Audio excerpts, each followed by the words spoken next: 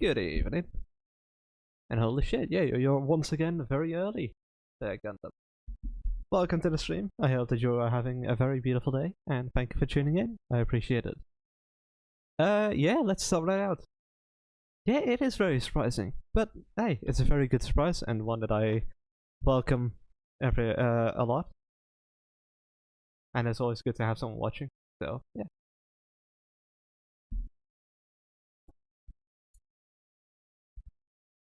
Yeah, good job, dude.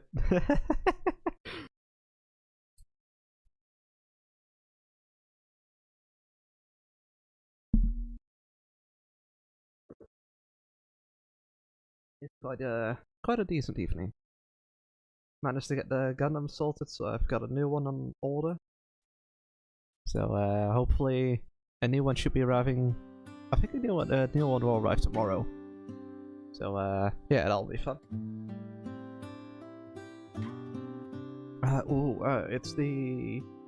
It's a third party one. It's the what's it called again? Hold on, I gotta have a look.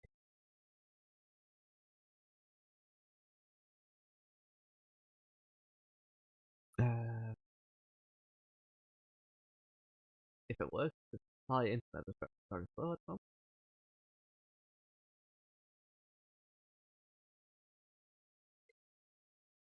Party. The Mecha Core Industry Eggshell. Eggshell.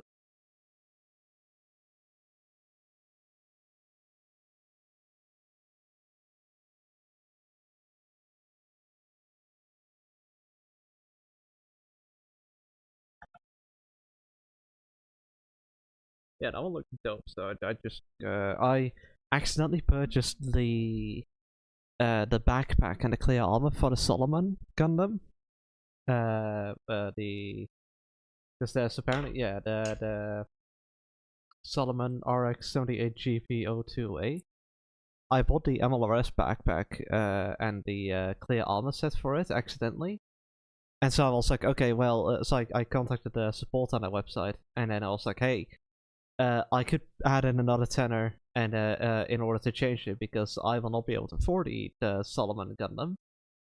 And yeah, so instead of getting the MLRS backpack for the Solomon, I will now get the Eggshell. So yeah, very excited for it. It looks dope, and especially if it comes with the custom base as well. But yeah,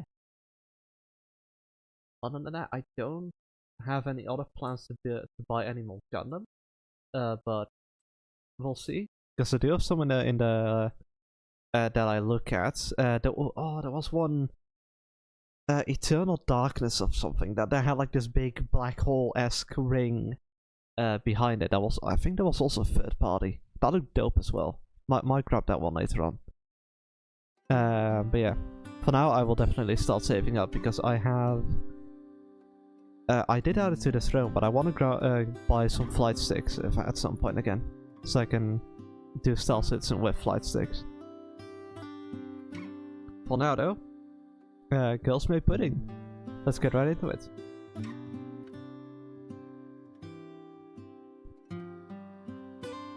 And I immediately get messages on Discord.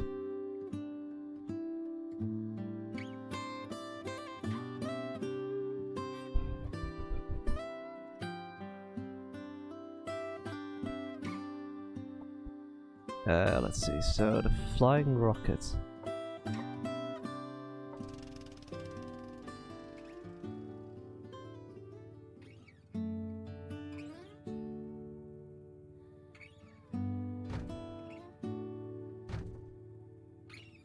Sorry for just to let go.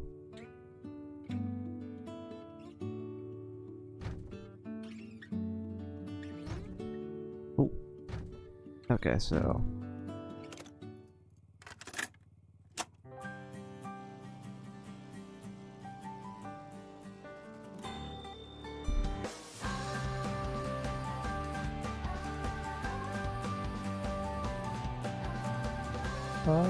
Yeah, let's just go this way.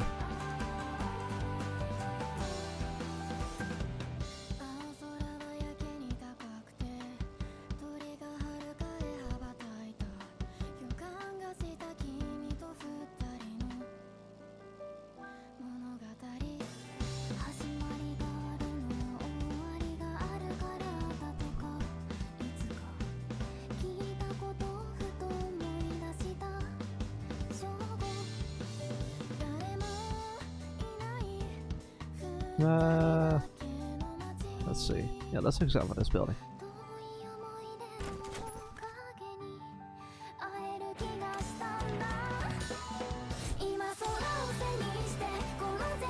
Oh.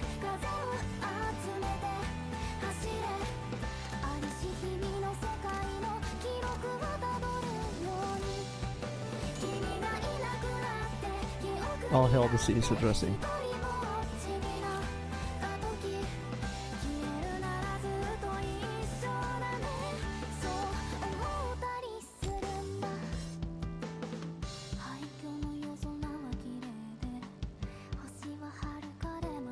Yeah, no, that's all good. I'll see you in a bit, dude. And good luck with making dinner. I hope it will be a very good dinner.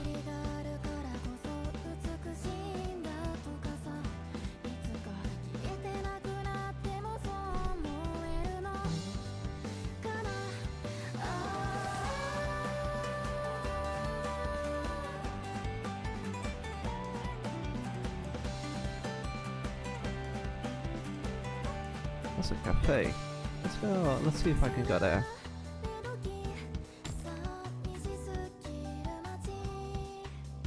Explore.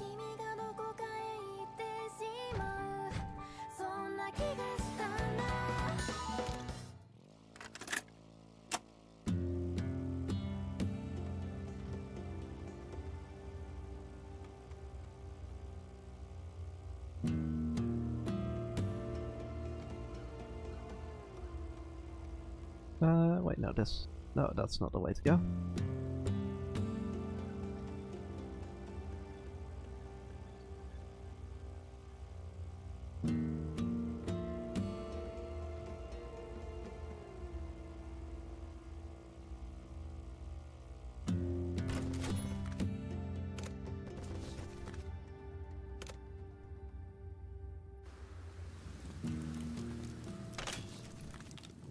Oh.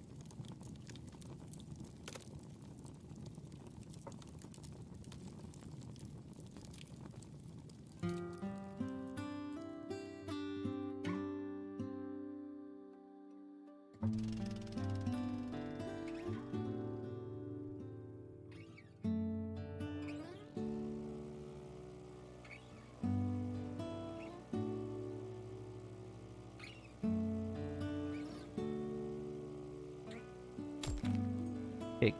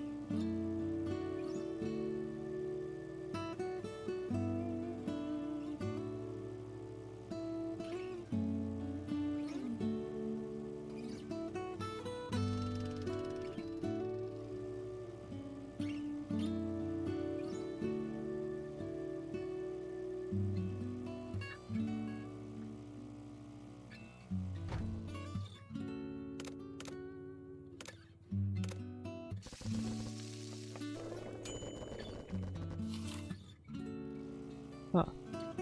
Damn, so it wasn't a good dish.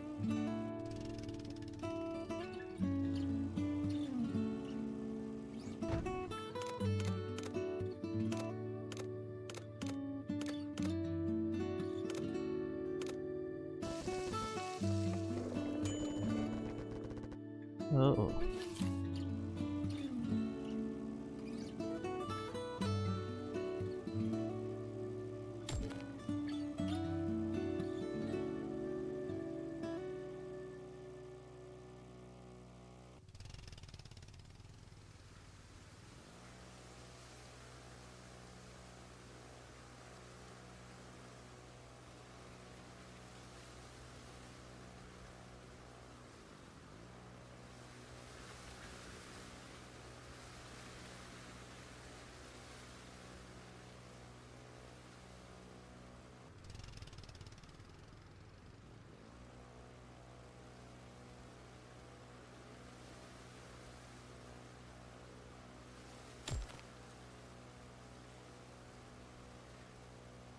Oh, there we go.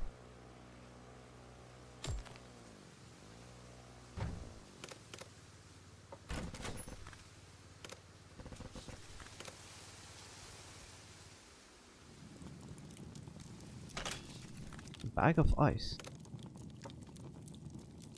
Okay.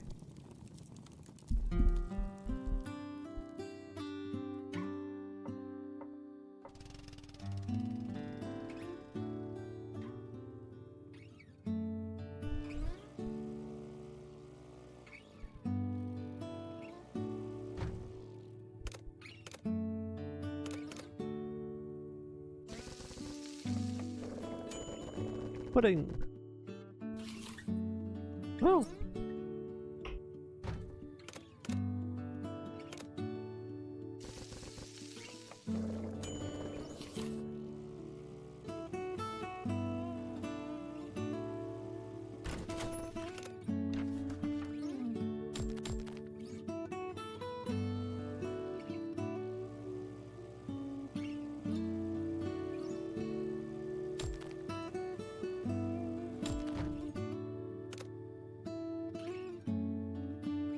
Um,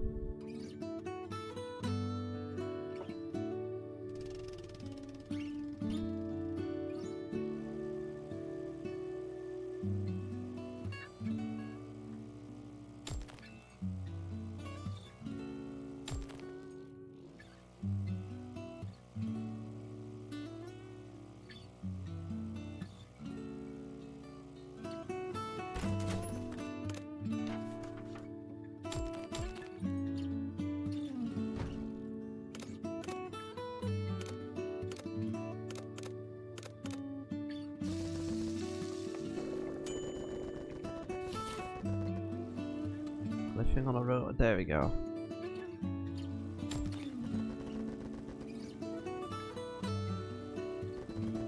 A few birds flying in the wind will shoot the trees. Those were the only moving things. Rather sleep in a real bed tonight. Simply just said it all of a sudden.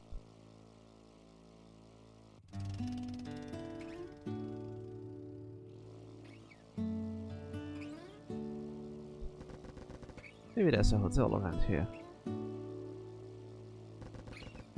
Even a more normal house would do. Seriously, wouldn't that feel super weird? True.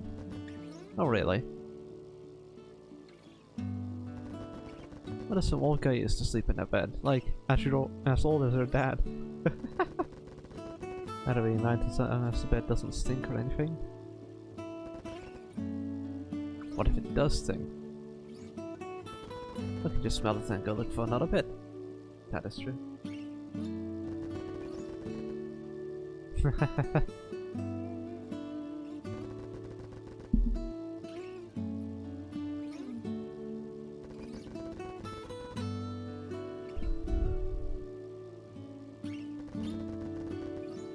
You're a mate.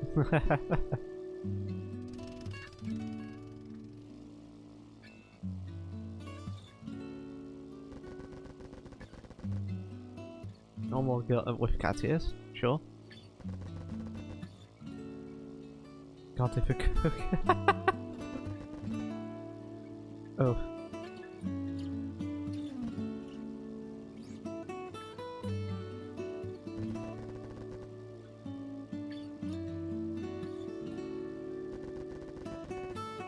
Need to get better at making pudding though. If pudding standards are just too high. Pudding standards are most reasonable indeed. Why don't you make it though? You're good at cooking.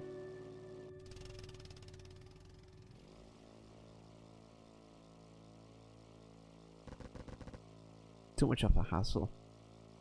Oh. What a princess.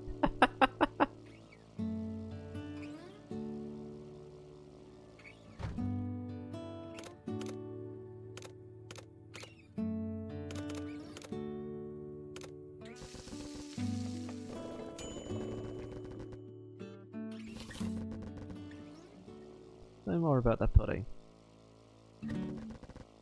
What's this all of a sudden? I just want to know more about it. About 5 times already. I forgot it. I mean, yeah, I kinda did. Dot dot dot. What you knew about the pudding for the 6th time since they started traveling together. Oh. Red baked pudding or something like that. Let's go this way. I see. Do you now? Game no silver days with just putting on the can bait.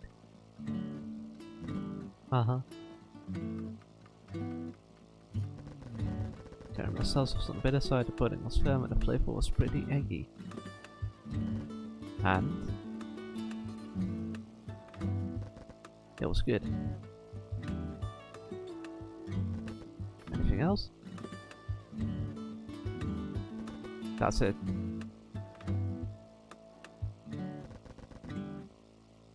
You know what that sounds like. Right.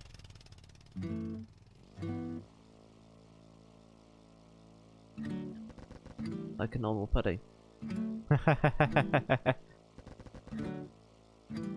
Because it was a normal pudding. Didn't have any fishes, like your secret ingredients or something. It didn't, or well, if it did, I wouldn't have known about it. It's some more info here. That's what the elders already told you. Now keep asking until we find a breakthrough.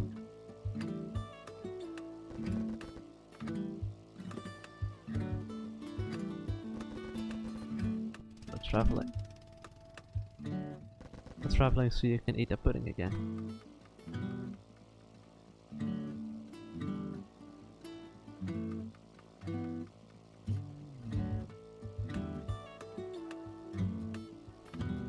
That is fair.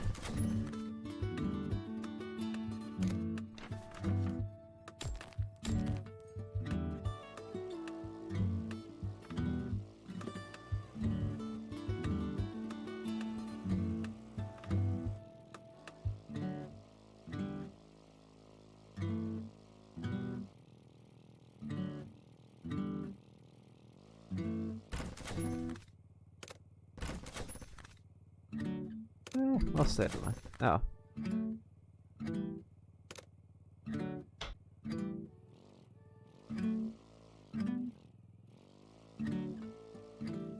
No, it isn't. Ah.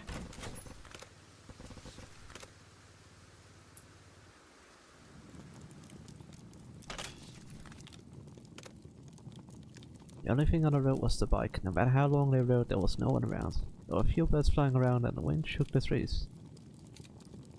Ah, okay, so this is just the text, yeah.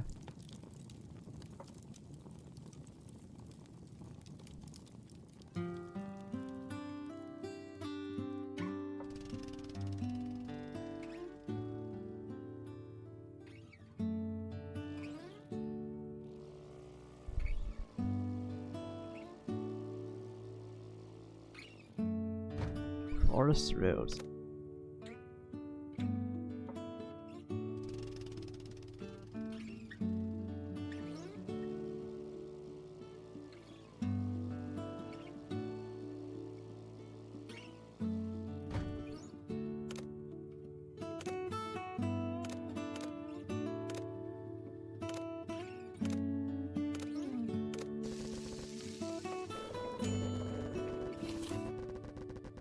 So we heard a small sound behind her, like a faraway explosion.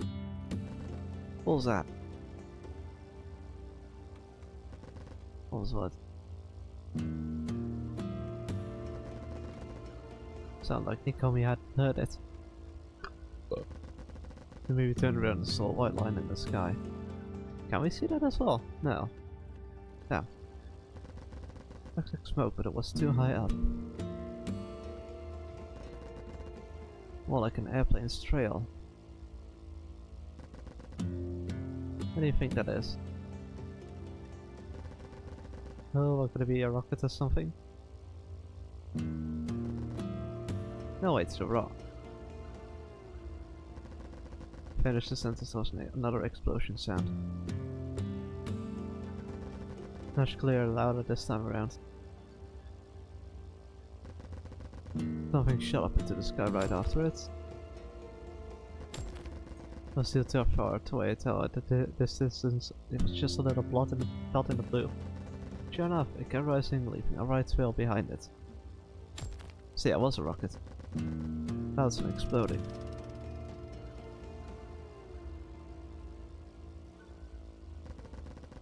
That explosion was as loud as one before it, but both of the girls heard it. See, it was a rocket. It was indeed. Nakomi spoke with confidence. The girls decided that they tried to reach the place that the rocket had been launched from. His meaning was that rockets didn't usually launch themselves spontaneously. Must have been people launching it. Maybe those people even launched the rocket to announce their location. Kami and Sumibi had to start moving towards the trail in the sky before it dissipated entirely into a forest on a mountain road. Sumibi looked around skeptical. Did anyone ever willingly take a road like this?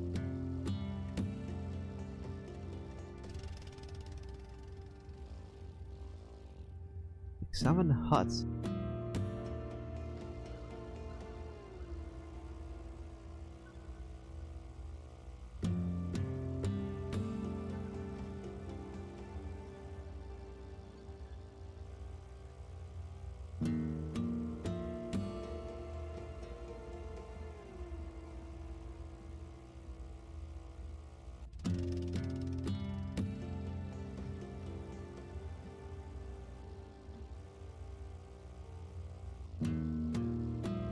Oh, there we go.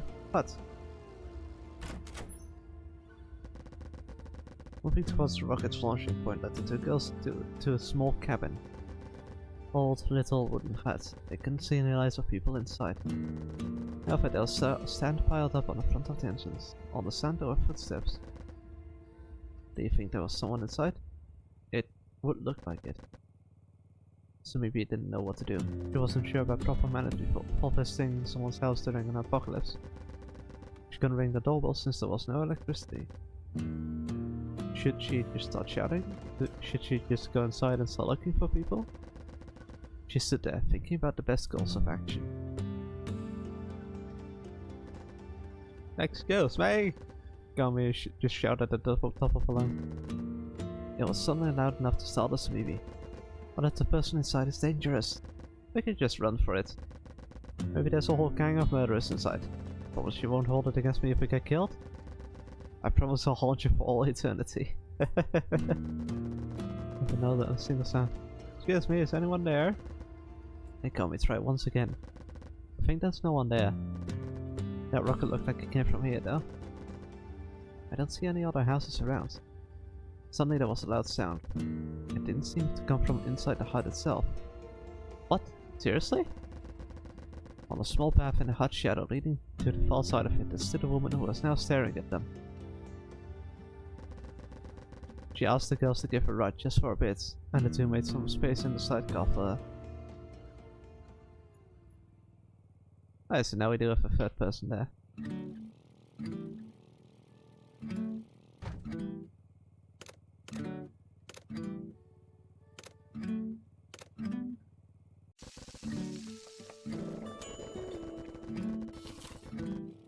The woman introduced herself as Yakime. You live here by yourself?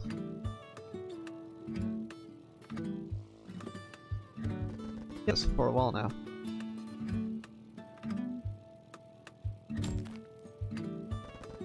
And you two are together, I take it?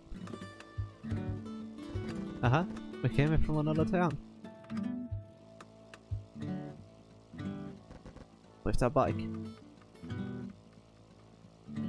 Yeah. I thought all the other people had already disappeared. After this bit, being alone and everything. I hope so. If anything, I think I did disappear. Probably managed to meet each other by some weird coincidence. What do you mean? People who've already disappeared somehow running into each other. Sounds plausible, doesn't it? Oh, it does?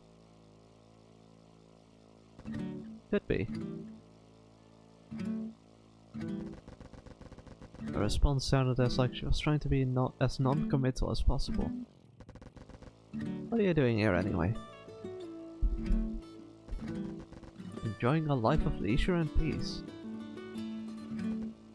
Dot dot dot.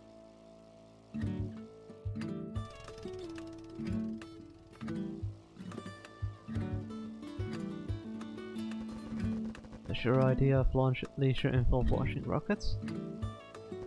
Oh. Dot dot dot. You saw that?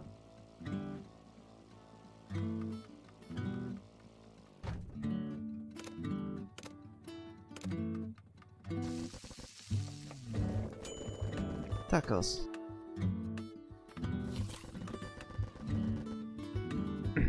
She took to pass by the town at the foot of the mountain. Is there anyone still there? We did, but there was no one there. Just as I thought. If there was anyone there, we probably would have come after seeing the rocket. I see. That means that you saw it. Question mark? Wait. I thought the people with this bit couldn't see anything, rocket or otherwise. Huh? Doesn't that just mean we haven't disappeared? That could be it. I mean, yeah. Something sounds off. What's it now?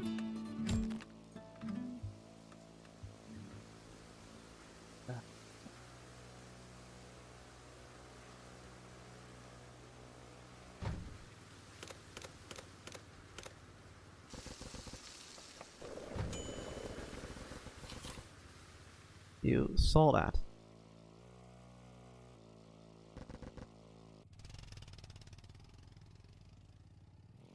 Yakime pondered for a bit before continuing.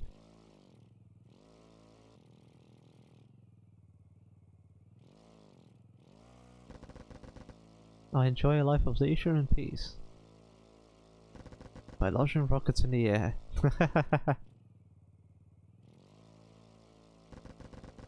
So maybe not some kind of soot on Yakime's clothes. If you focus, you could even smell gunpowder on her. So that what really was a rocket? It was. There used to be another building before the hut, but they dismantled it a few years back. Now it's all free space for my experiments. I'm always launching rockets from there. Always? Yep, always.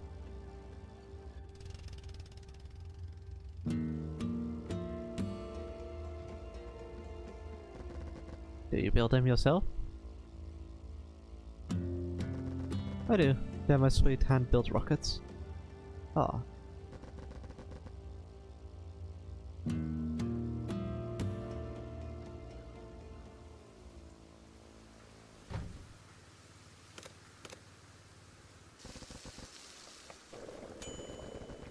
Do you put your steer directly on top of the rise?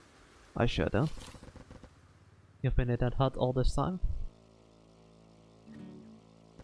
Yes, I have. It belonged to some relatives of mine, but they disappeared, so I'm borrowing it now. It's much better than my old cramped apartment. That's fair.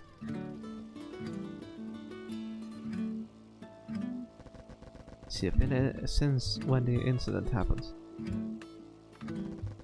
More or less. My uncle and aunt who owned this hut were my only remaining relatives. I tried calling the phone sniffers in the room, but I couldn't get a hold of them. So I came here since to stay here for vacations and such, but they weren't here either. I decided to just stay in the hut, and it's been almost half a year now. Half a year, all by itself.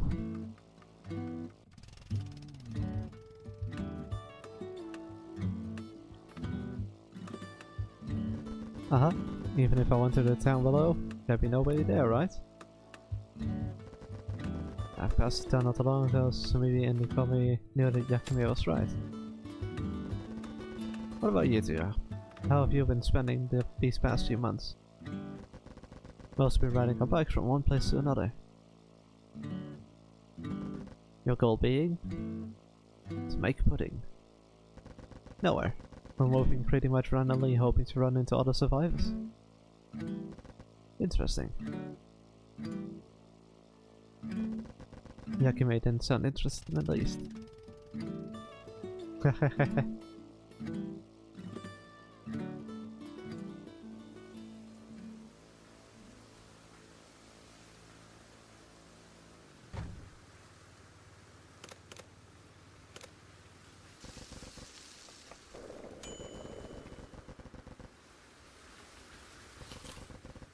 I built rockets and then launched them. Whoa, rockets. Oh, let's go find a place to stay for the night. I completely forgot about it. Rockets indeed. She couldn't believe it. But on the other hand, Yakime didn't sound like she was lying. Is there even something a person can build on their own? Is that even something a person can build on their own? If they try hard enough, sure.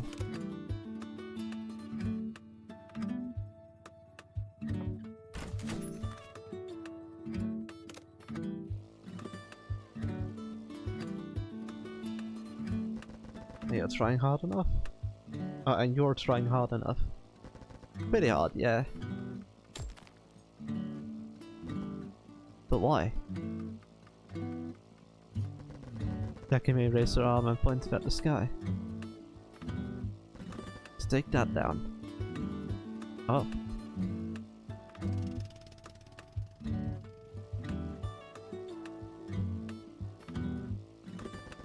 So maybe nobody looked up but they saw nothing except for a few clouds. Take down the sun? That would be even cooler, but no. Yakime also looked at the sky. That wretched thing orbiting the Earth. The moon? Artificial satellite. Oh. What? Having hard time following Yakime, and so do I. Rockets fueled by burning fuel. If they hit a satellite, they will probably explode. It made sense. But it didn't sound like something that would actually happen in reality. You really need to bring down a satellite. If I can hit it, sure.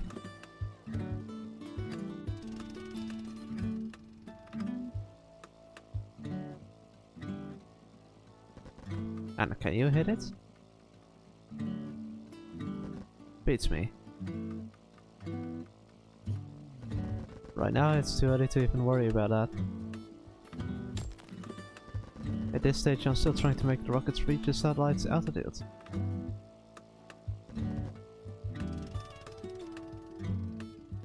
Always all exploded before even reaching the clouds. Today's was a particularly bad. They usually go above the clouds at least. Oh?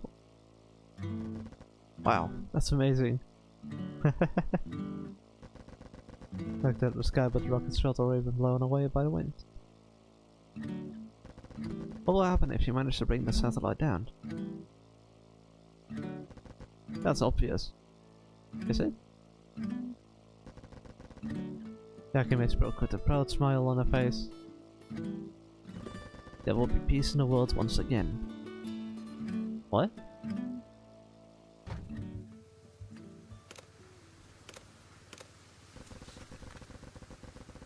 I don't know if it's going this way.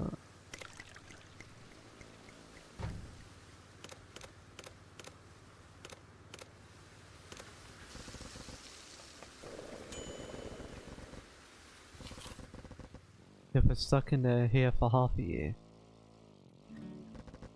Well, I do leave the hut sometimes. Understandable. Yeah, let's actually just stay for the night and then just...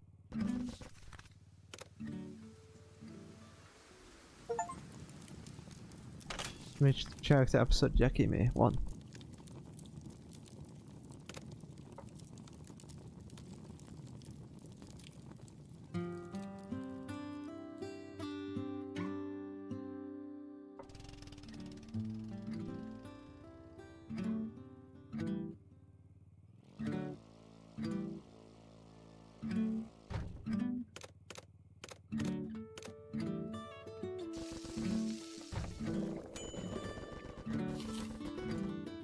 Been stuck in here for half a year. I do leave the hut sometimes. I'll go to nearby towns to see if anyone's still there, for example. But I don't really like the idea of staying in a stranger's house, even if it's empty, so I always come back here. And have you met anyone else so far? Not even once. I seriously thought I was the last remaining human being on Earth. There's gotta be more people around somewhere though, right?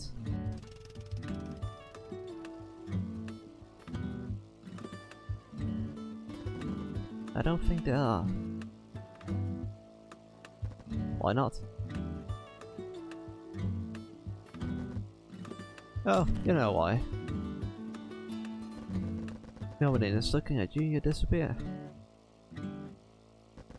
With a trigger like that, disappearing is just too easy. Nobody can avoid it. But you did. Well, that's just a coincidence.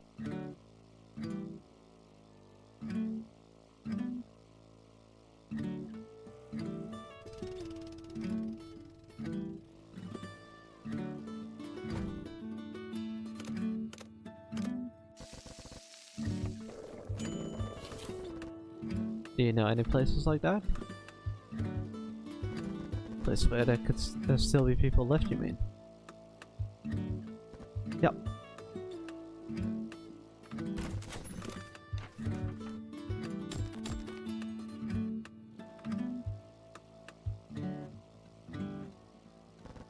No idea. If I knew, I'd be there already.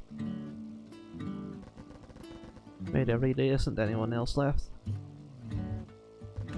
We can only speculate.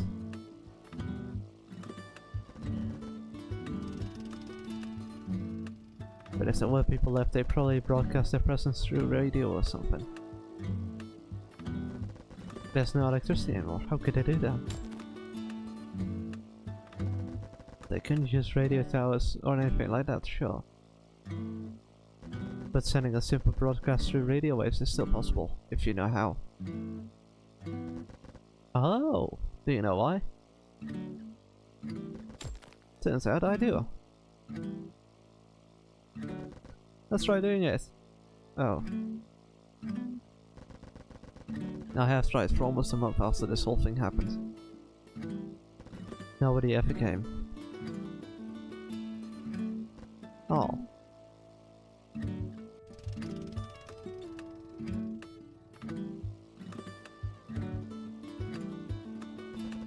Of course, my broadcasting range was pretty limited. Maybe there still were people, but it just happened that no one had a radio on at that time. Good luck then.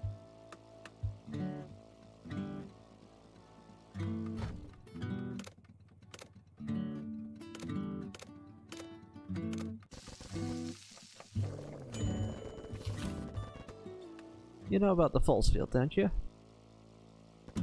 Just a bit.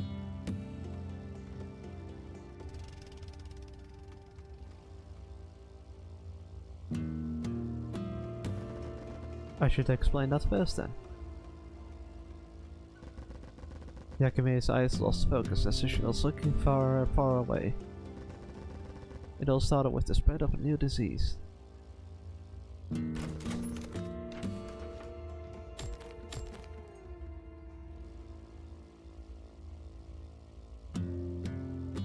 The first attempts to stop the disease from spreading further relied on what science already knew about germs. Unfortunately, none of them worked. Nobody had any idea how the disease was actually being transmitted. Scientists eventually found out how the disease was spreading. It was something unheard of: infection by sight. This phenomenon was given the name of eyesight energy, as looking at someone was enough to transmit the disease. Basically, a person's eyes didn't just absorb light to see things, they also emitted energy.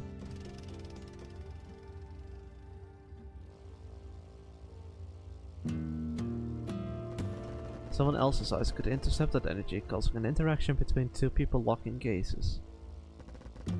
People were transmitting information simply by looking at each other.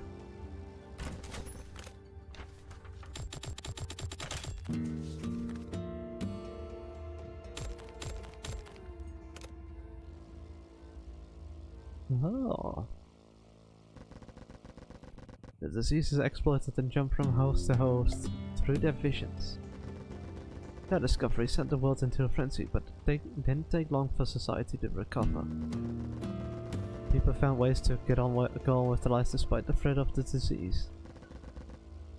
Most work became remote, and in-person interaction became sparse and cautious.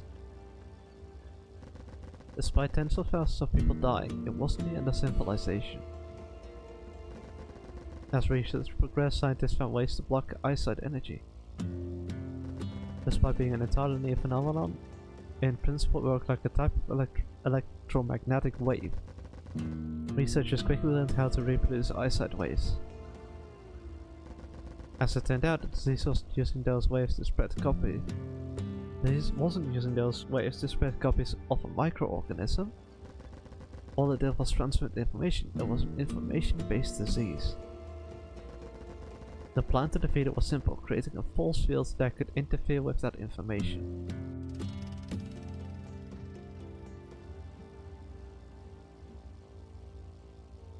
It was just like jamming electronic communication devices. The information would be corrupted before it could reach its recipients. Making a false field a reality became the world's top priority. The machinery necessary to create it didn't require any rare materials or innovative manufacturing processes.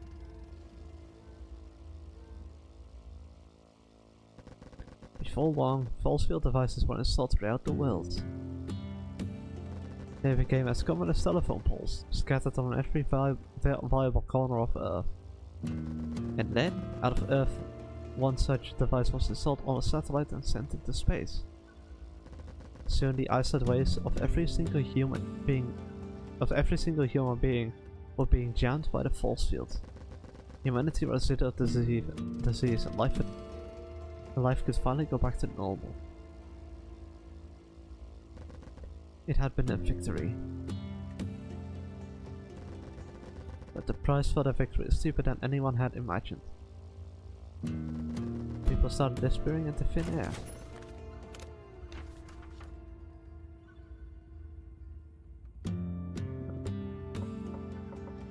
Two, 4.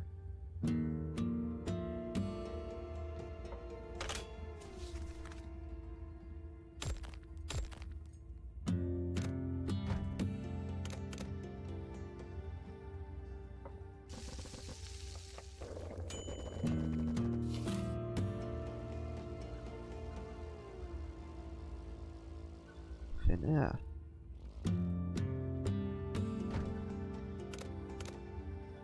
Popoyaki. Ooh, that looks good. You know though, you don't need to be staring at people or anything to keep them from disappearing. Really? Yeah, so maybe and I aren't always peering into each other's eyes. Even if we can't really see each other for a second, it's fine. As long as we know the other person is there, that is.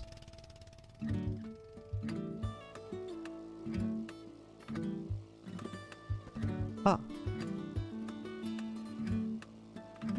Like when I'm riding the bike, I couldn't do it if I had to stare at Sumibie all the time. I was trying to look at your back as much as I can though. Aw, you'll make me blush. Dot dot dot. Anyway, this should be obvious, but we don't see each other while we are asleep. Ah, makes sense. Since I was already gone by the time I woke up, I didn't think too hard about it. I think it works because we're always holding hands till morning. Oh.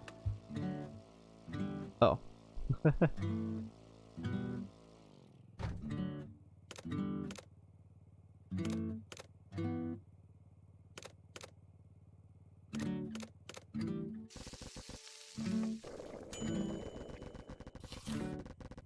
The isolated energy that the falsehood interacts with is paramount to humans' perception, or so it seems. It still isn't clear exactly how people were disappearing. By the time the phenomenon had started, there wasn't much of a society left to research it. The disease had killed thousands, but people were disappearing in hundreds of times faster than even that. This time there was no frenzy, just silence. Maybe with enough time, science could have explained the energy in greater detail. Explained isolated energy in greater detail. However, there were no more research organizations. The smartest researcher in the world couldn't do much if they were completely alone. Even if, by chance, they made a great discovery, they couldn't broadcast it to anyone else. Television, radio, even the internet had stopped working.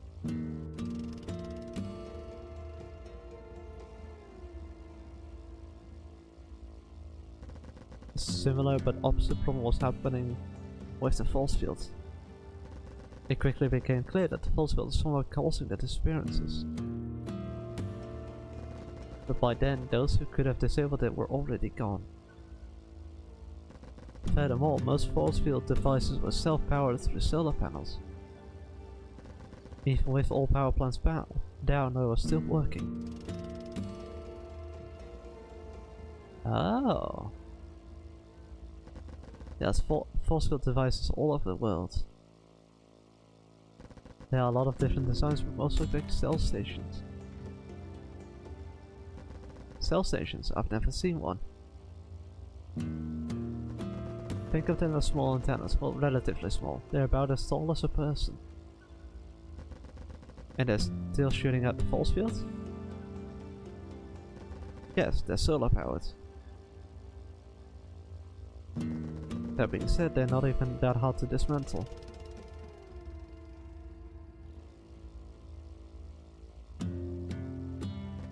I've destroyed a few around this town myself.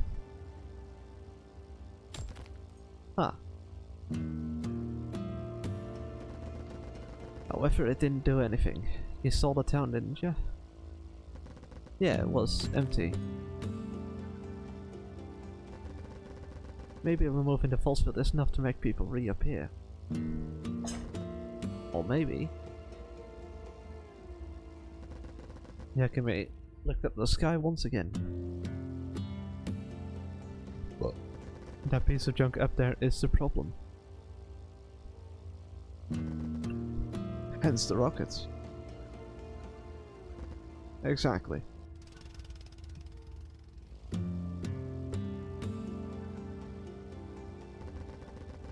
The only way to test this theory is to actually take that satellite down. But there must be an easier way, some way to control it from Earth, right? Oh, I bet there is. But if I don't know how to do it, what's the point? And also, whatever organization lost in the first place has probably gone for months now. That's likely. I've always worked with hardware. My job has always involved getting dirty with motor oil. Software, telecommunications, and stuff like that are out of my wheelhouse.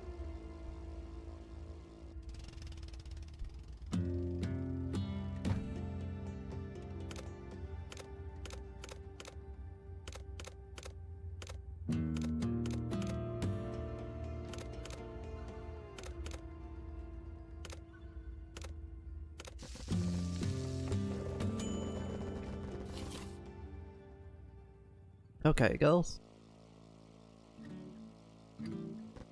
You can drop me here. Here? What's here? A warehouse where I get the materials I need for the rockets. There's a car come here by car, but I was out of gas. Now are you going to get back home? I'll just find a car and take it. Fair enough.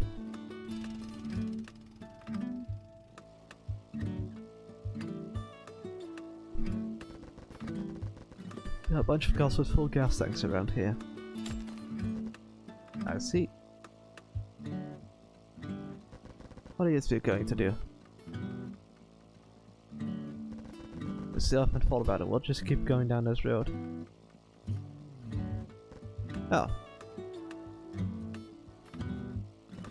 Journey without a goal. Sounds fun. Yakime smiled politely, but she didn't look particularly intrigued. Well, that's it then. Thanks again.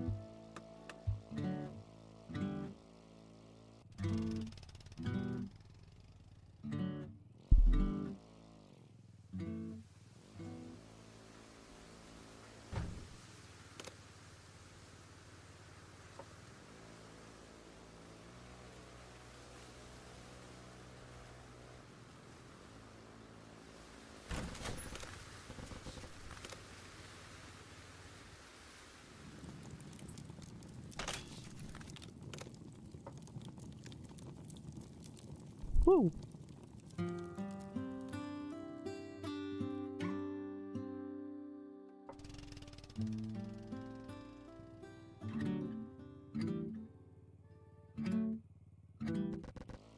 She was so weird. Very weird. But I guess we did also look weird to other people. Yeah, but not as much as a lady who launches rockets for a hobby. You think so?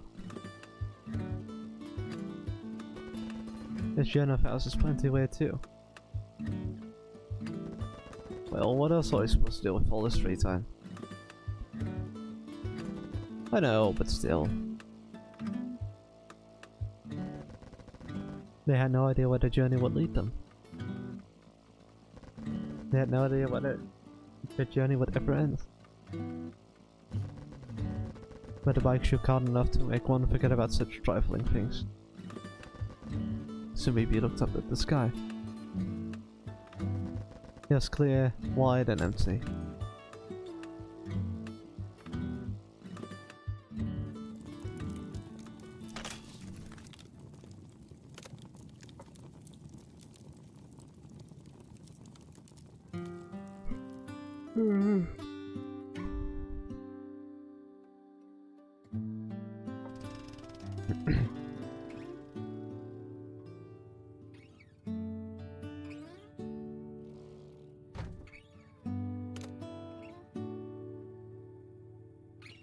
Empty town.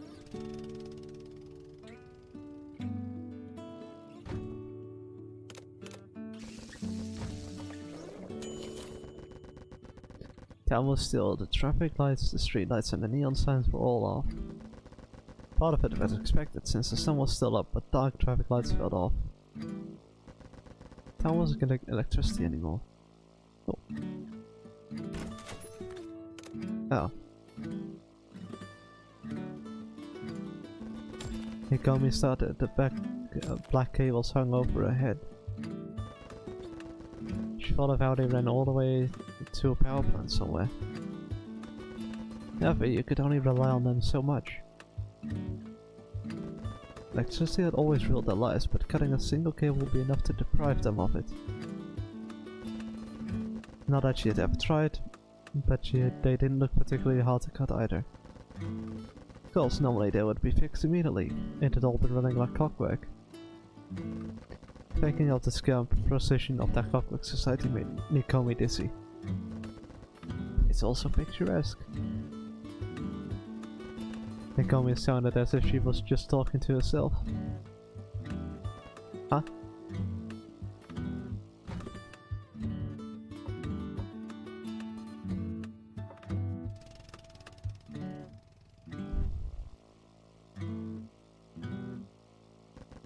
You know, the way everything crumbled after rising so high.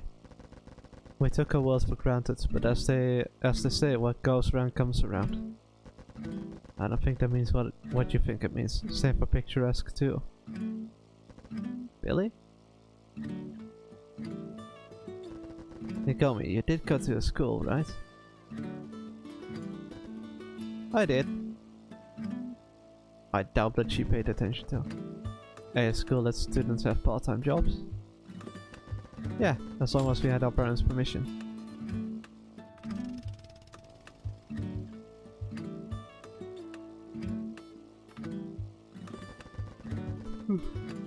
If weird that your parents were okay with that uniform? Why? Isn't it cute? That's not what I meant, but yes it is. That was the end of the conversation.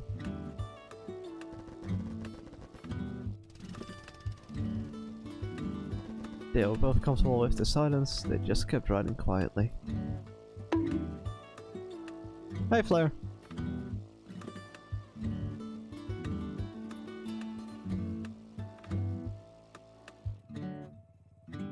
Examine the laboratory.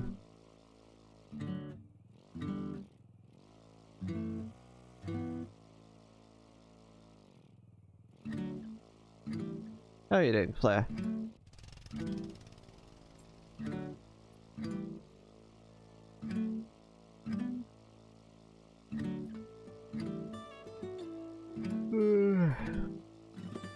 Ah. Alright. Yeah, I'm sorry.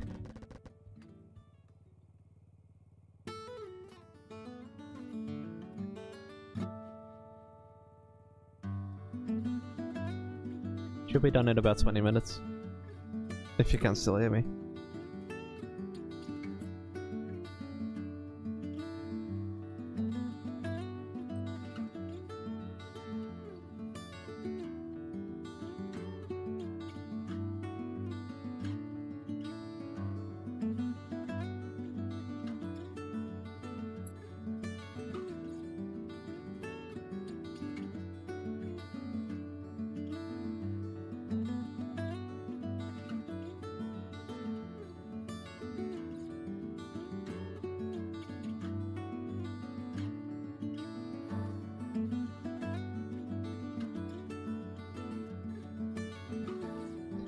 Yeah, welcome back from the ads. Also, hello Flare, it's been a while. How you been? Hope you had a good New Year's. That lab, you mean? Yeah, that one. I don't think I mentioned it, I ran through it this movie as well. This place also looked like a research facility, albeit a smaller one. So there probably isn't any food here. Yeah. The girls went through the building. It looked both like a storage room and a place used to perform experiments.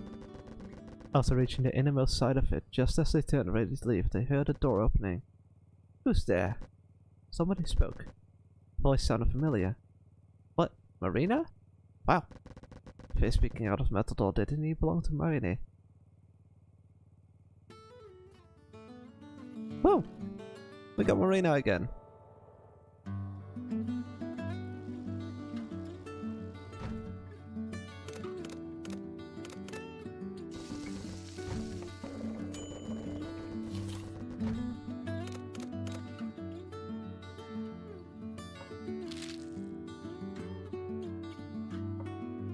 Perfect timing, I was just thinking about moving. As she spoke, she rode inside God just as she had done the first time. Did you come here to see me? No, we had no idea you'd be there. That was a surprise. Huh, I guess you're right, you couldn't have known.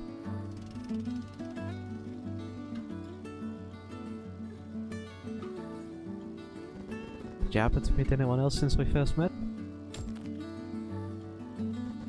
Oh, such luck, and I've walked quite a bit since then. Huh. seeing you again feels really weird, you know?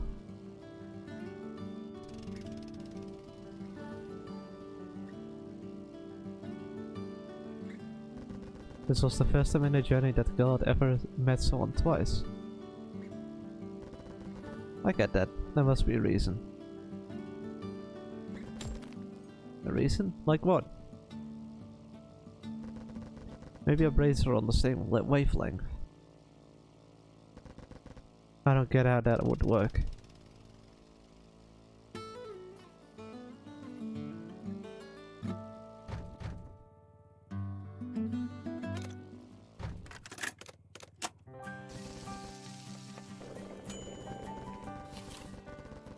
Why don't you disappear even when you're alone? You have some secret superpower? Not that I'm aware of. And again, you two aren't disappearing either. Quite true. We aren't. If anything, you're the one that looks like she has some secret superpower. What, with the crazy outfit and all? This is just a maid uniform.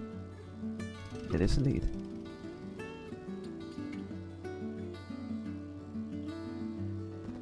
I think we don't disappear because we're always together. So we always have someone looking at us. I see. Interesting. Are you really always by yourself? Yep, as long as it gets. As clearly as you can clearly see.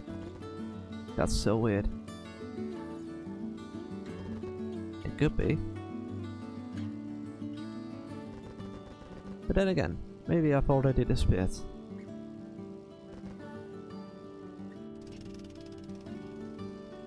For real? Beats me, I really don't know.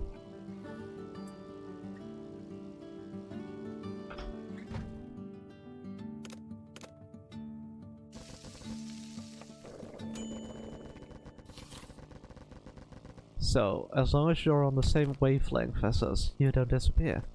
Yes, exactly. You two and I resonate so much with each other that we're always close, even when we're apart. That'd be nice. We could find other people with the same wavelength and all live together. I wonder if there are any other people like that, and if there are, how many? Maybe just 5 people in a whole wide world. We're never gonna run into them if there are so few. Oh.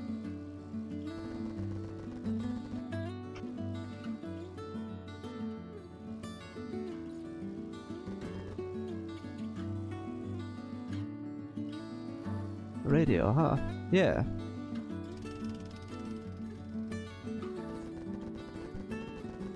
Mention of radios reminds Sweeby of the strange machinery they saw in the warehouse when they first found Marnie. She'd never seen anything like that, but with some imagination, it did look like some sort of radio equipment.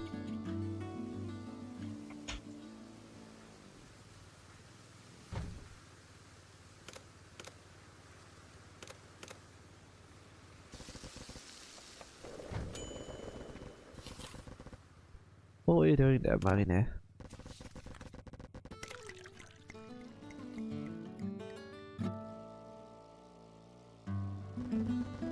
Nothing in particular, I guess. You remember the lab where we first met, right? That building there seems to be like a branch facility of that lab. Oh. I thought that maybe the people who used to be in that first lab had moved over there. That's why I came here. Unfortunately, I did not find anyone. Figures. I just realized I have chicken. I'm gonna put some chicken in the air fryer. Give me a moment.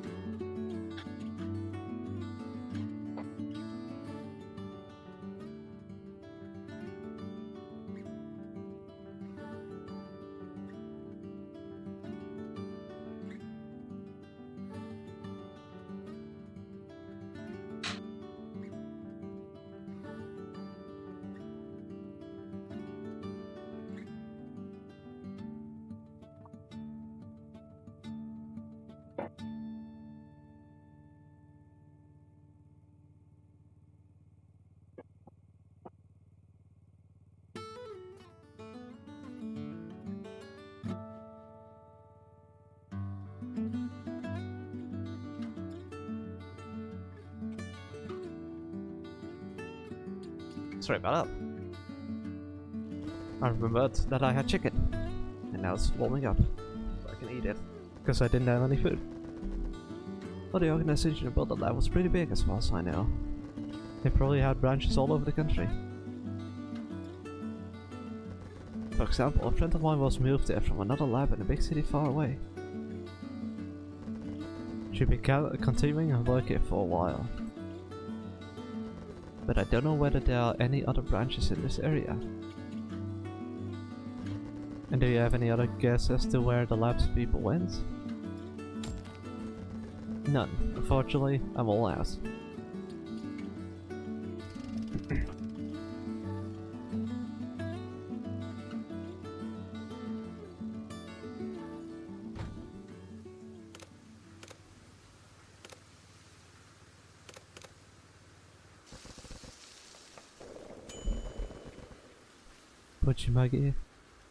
Puchimage. Huh. Maybe you've already disappeared. What's that even supposed to mean? I can't quite put it into words. But what if I stopped existing, but just for a while? Huh?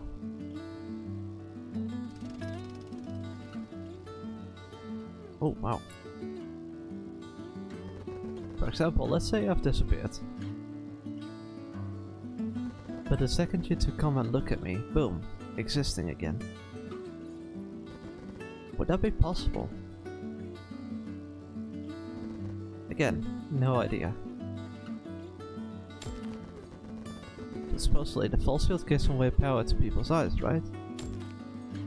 So if you disappear when no one looks at you, maybe you reappear when someone does. Oh! That wouldn't explain why the world is so empty. That is true. You have a point. Maybe you have to lock eyes with the person who disappeared, and it's possible, but really difficult. And the fact that the two of us locked eyes was kind of a miracle.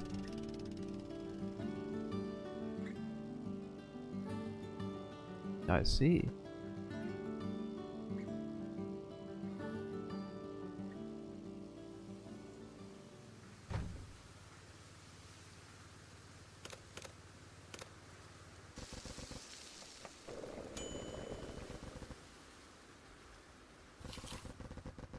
Not devising it yet, do you still have it? Oh, you mean this? Took out a small device from a bag. I examined the radio, but different enough to tell that it wasn't one. What about it? I thought it kinda looked like a radio. A radio?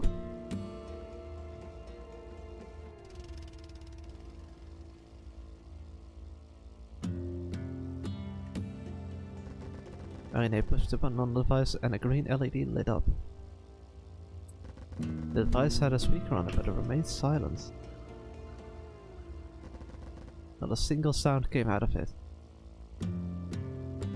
Right. Marine took a turn to look at Sumibi. She gravely paused for a second before continuing.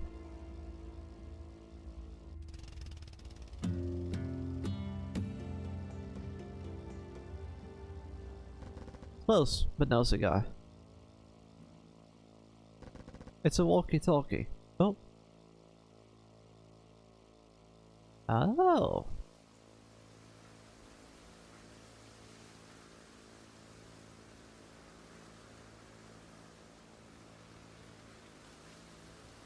I see.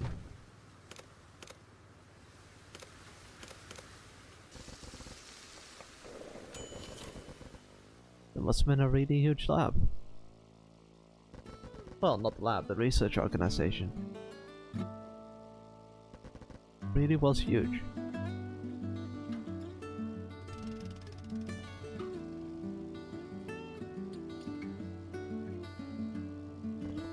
So did they only do research and the powers of sight? I'm not sure, but I don't think their research was that focused. Also, the branch where you found me wasn't exactly a lab, they were more focused on education and such.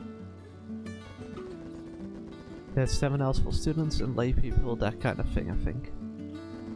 Oh, I've heard of those seminars.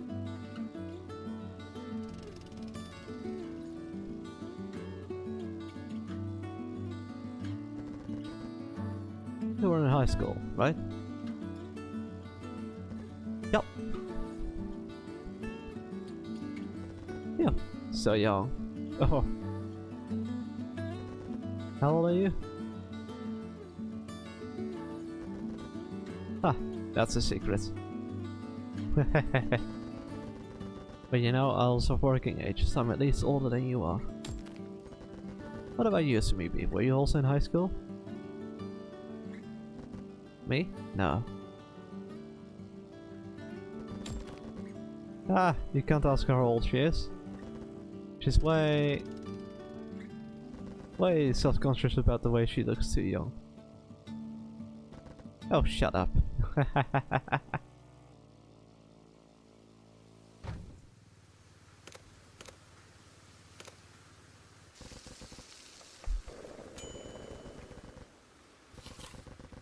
You mentioned a friend that works in that lab.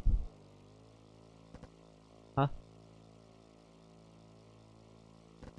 So what kind of person was it?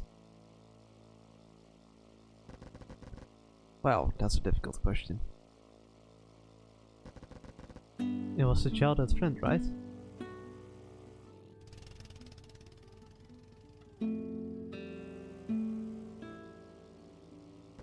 Yeah, we've known each other since we were kids. And you stayed friends all this time? It really was huge.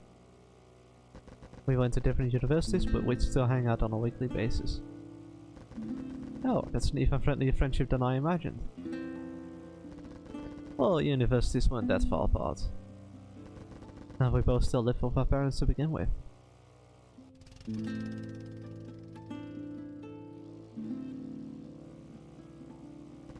However, right after graduating, she moved to a big city for work. After that, of course, we didn't get to meet as much anymore. And then she eventually came back when I opened the branch here, right? Maybe. It was still a coincidence. The research organization built a new branch right in our hometown. Didn't you think of moving with it to the city? What? Not really.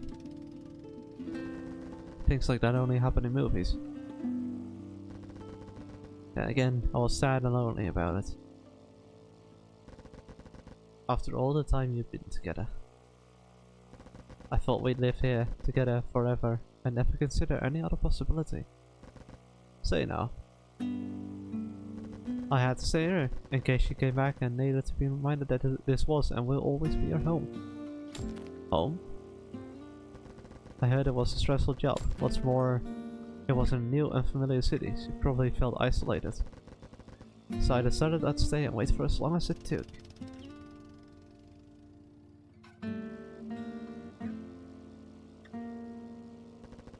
That was the best I could do, waiting to welcome her back if she ever decided to return. You know, when I think about it like this, it sounds like love. Well, it does sound like that. But really, it was a bit different. She was doing well enough without me in the city.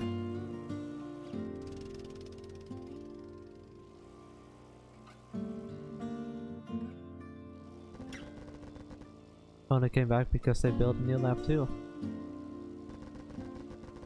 There wasn't really any point in waiting here after all.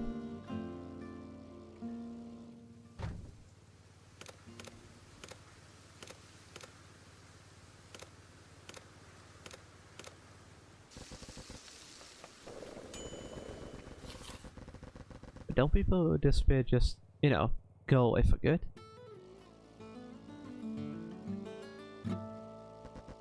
Huh? They do? I thought they just became invisible or teleported away or something. Oh, that'd be interesting, yeah. Seriously?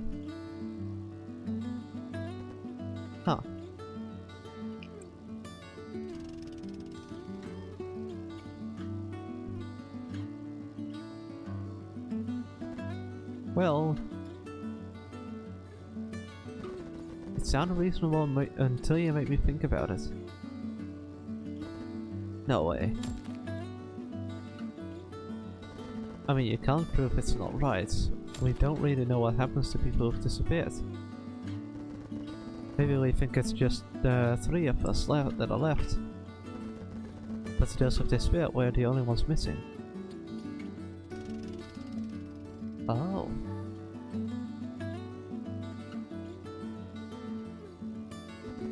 So we'd actually be the disappeared ones. So maybe I'd never found of it that way before. However, in a way, it made sense. It's just something I thought, no idea if it's actually like that. Marine shrugged it off.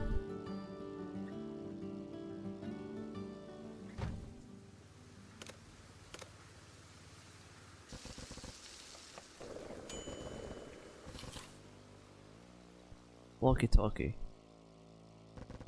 So maybe it knew the words, but she wasn't sure she knew exactly what it meant. She'd never seen one before. Nope. Probably wasn't all the difference. Sorry, I'm also looking at my chicken because I realized that it's still in the air fryer.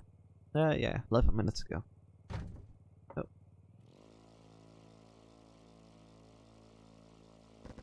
She used to think of walkie-talkies as ancestors of the phones to the phones they had now.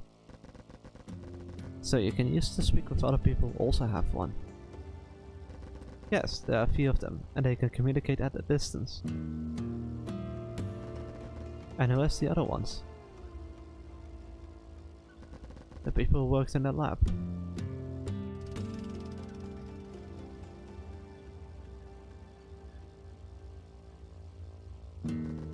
So we can use this to talk to them? Right. Even as she said this, the walkie-talkie remained silent. Assuming that the people who had the other ones haven't disappeared. Mayonnaise only replies something in between a nod and a shrug.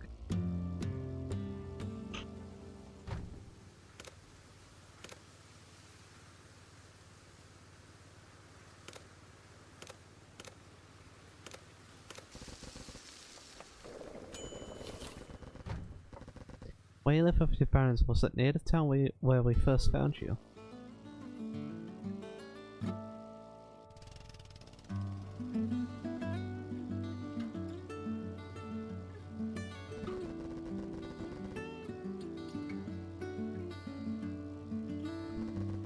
Always lived it then. Maybe. I'd go on trips and such, but I've never lived anywhere other than in that town. But then, are you really okay with leaving it? With leaving? What? You always lived there because you didn't want to leave, right? But now you did. Oh, that's what you mean. Wasn't an easy decision, but that's true. But on the other hand, I think I stayed there long enough. I had no idea.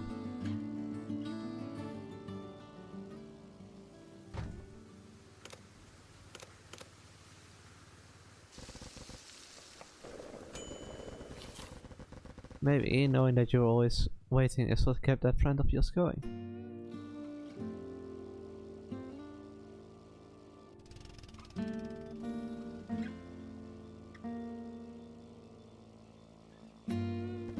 It probably wasn't. She was very focused on her job and she'd even made new friends in the city.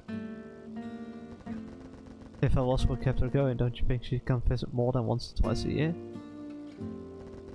And even our calls to each other stopped being so regular after a while. This really sounds like a long-term relationship. It really does. That lab being built on our own don't change everything.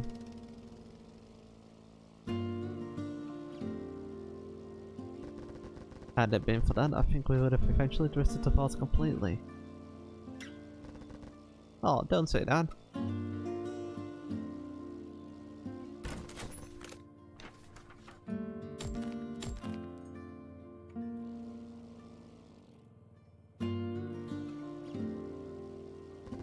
Maybe you'll be happy together anyway.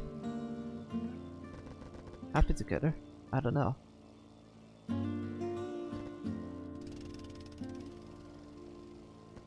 Maybe she would have found love and got married in the city. That sounds happier than being stuck here with me in this desolate town. I'm not so sure about that. Suddenly she turns to look at the cloudy sky above. I mean, here I am. Waiting again, and she isn't coming back.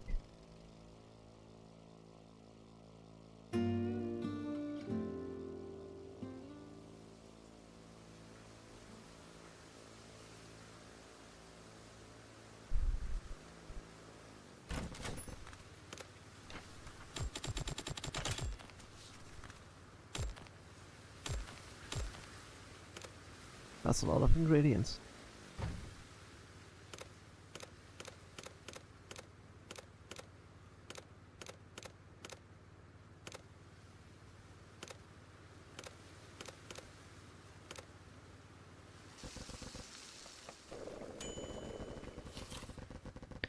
So that lab was actually a factory that made stuff like this. Not quite a factory, no. They just had a few prototypes. This walkie-talkie here is one too. They built these electronics themselves, but they didn't mass produce them or anything. So it's like a super limited edition. Indeed, they're handmade too. Whoa! And you also isn't broken?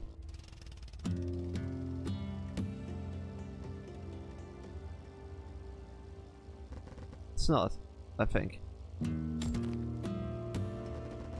know what's weird? Prototype makes it sound so cool.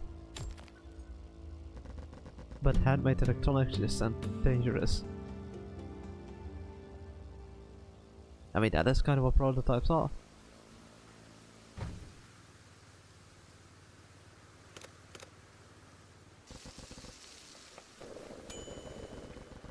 Ooh. Can't reach someone this speed with radio waves.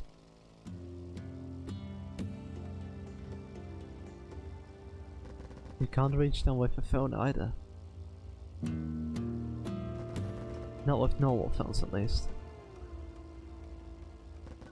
Normal phones? What do you mean? Mayonnaise started explaining.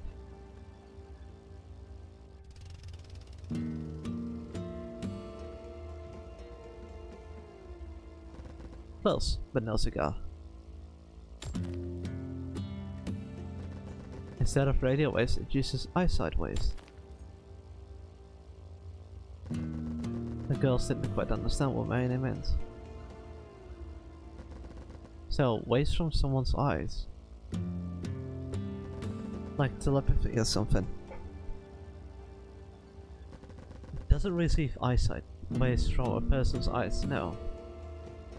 Well, I guess you could do that if you wanted it to. What does it receive then? Eyesight waves from other walkie-talkies.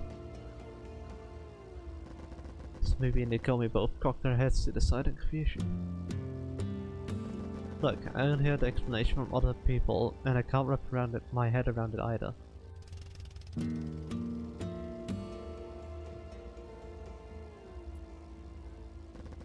But what I was told is people's eyes emit waves, actual physical waves. So phones can emit radio waves and this walkie-talkie can emit eyesight waves. And you can use those waves to communicate. I had received an explanation from a childhood friend. She was doing a very good job at relaying it. She was hazy, if not entirely mistaken on the details. She still tried to explain she wanted the girls to understand. This walkie-talkie sensor receives eyesight waves instead of radio waves. I've never heard of a machine having eyesight. Okay, hold on. 2 minutes. Alright, hold on, let me just wait for the chicken to be done. Give me a moment.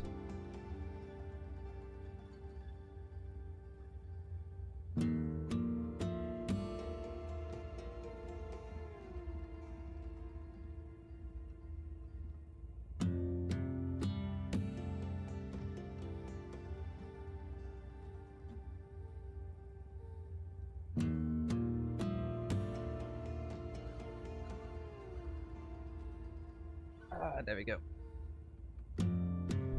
Okay. I've never heard of a machine having eyesight. I'd never heard of it either, but the people in the lab somehow managed to make it work. Huh. But they also told me that this machine's eyesight waves aren't exactly like a real person. For one thing, they can't keep you from disappearing. You need a real person looking at you from that. No, if that worked, it'd be the greatest invention ever. So it uses eyesight waves, but it only works like a normal walkie-talkie. Yes, pretty much.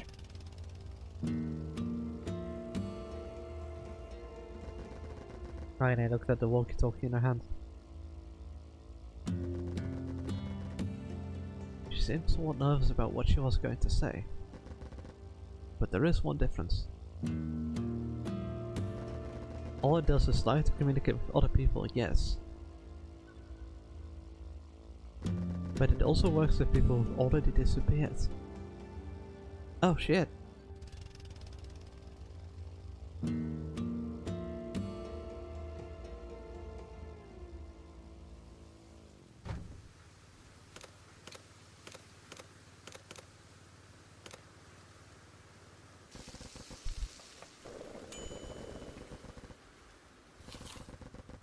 Disappear wasn't the right word. People didn't suddenly cease to exist. They are still alive somewhat, just as alive as the ones who haven't disappeared. They were in a world identical yet separate from this one, and the two worlds can never cross. Explained all of this.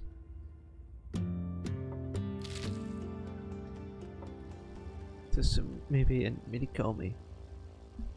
I see. So it's like a parallel universe kind of thing. That's exactly what I asked after hearing that explanation.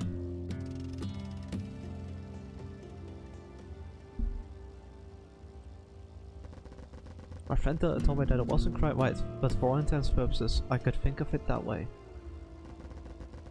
Does it mean that people could come back if someone looked at them?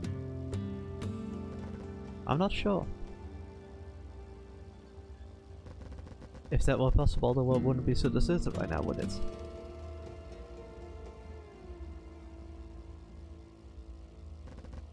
That makes sense.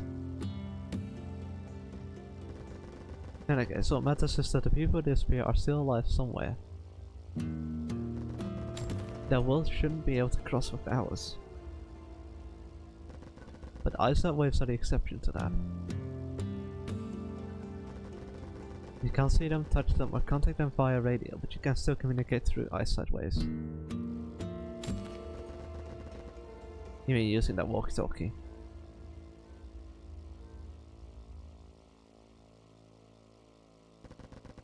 We could reach the people who have disappeared.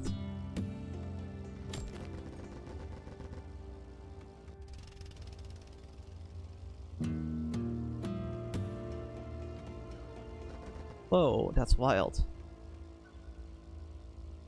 The Komi's eyes were already sparkling with anticipation. So maybe, however, wasn't convinced yet.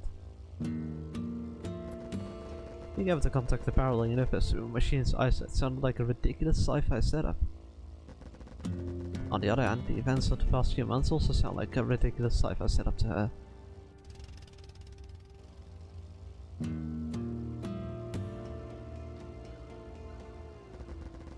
As for Marine's walkie-talkie, it still wasn't making a sound.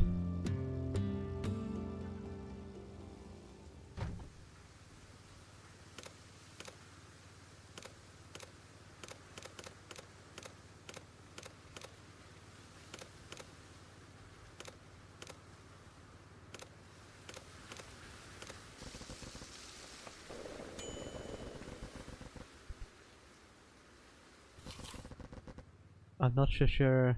I'm still not sure I get your explanation. But basically, you're waiting for someone to contact you through that walkie-talkie. Exactly. The last thing the lab scientists told us was that if anything happened, they'd use that to reach us. Us. There were a few of us left at first.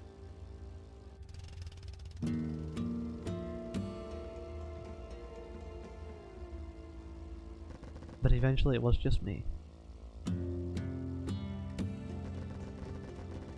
And did you ever get any message through that walkie-talkie? Huh. No. Not once. Walkie-talkie looked like it was active and waiting for transmission, but no sound came from it. If people can contact you like that even after disappearing, I guess they'll do so sooner or later then, right? So maybe you couldn't say anything to them. Even assuming that the walkie-talkie works in theory, it could be broken. Or maybe the other researchers have actually died. A world where a catastrophe like this one had taken place was unlikely to be a peaceful one. That's why I remained in the lab. Mayonnaise voice got shaky. I waited and waited, hoping I'd get a call.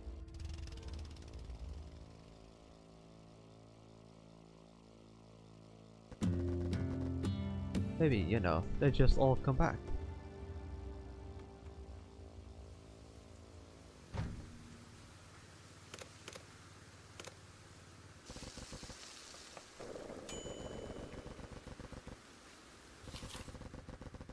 Walkie-talkie was clearly on, but no sound came out of it. Could it be that the walkie-talkie is broken?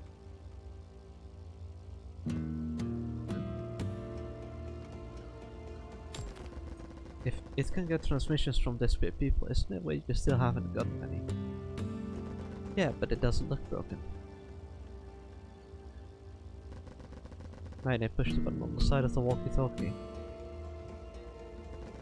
When you press this,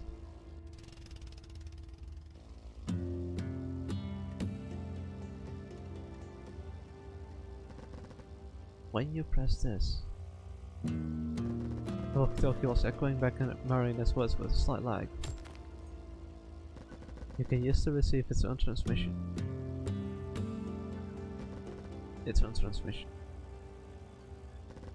She pushed the button again so to switch the walkie-talkie back to normal. If I can do that, I think it's still working. I see.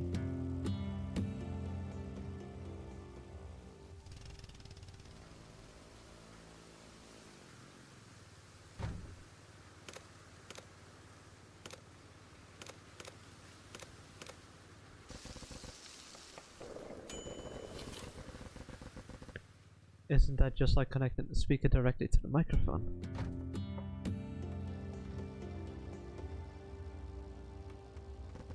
What do you mean? That maybe it isn't transmitting anything at all, it's just echoing sounds internally. But the people at the lab told me that it was transmitting. They could have been lying, but I don't even know what that would entail. So maybe I had to admit that those scientists probably had no reason to lie him out now. So they should disappear right here and now. If I put the walkie-talkie in self-transmission mode, They will be able to talk with you even though I can't see you in theory.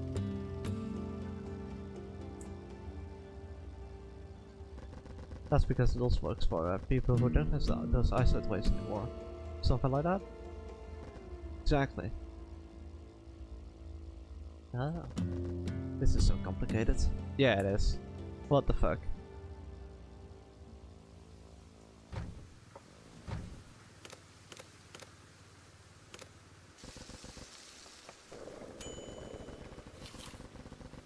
So, Marine, are you going to go back to the lab?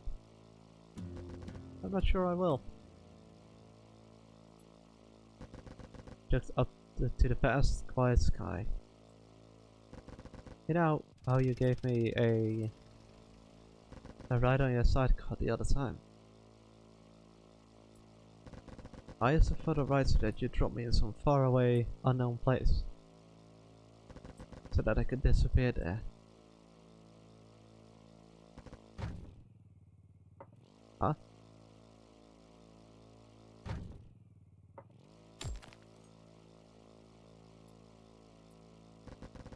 Everyone left. I've been waiting for months without any contact from them. I don't even have any idea where they were headed. Waiting there all by myself. I just couldn't take it anymore. When I met the two of you, I thought it was my chance to end it. I see. I got tired of waiting. Just dying alone where nobody could find me started sounding better. I could have finally ended this long, excruciating wait. But the place where you actually dropped me off just happened to be near another branch lab. I walked in. I found no one.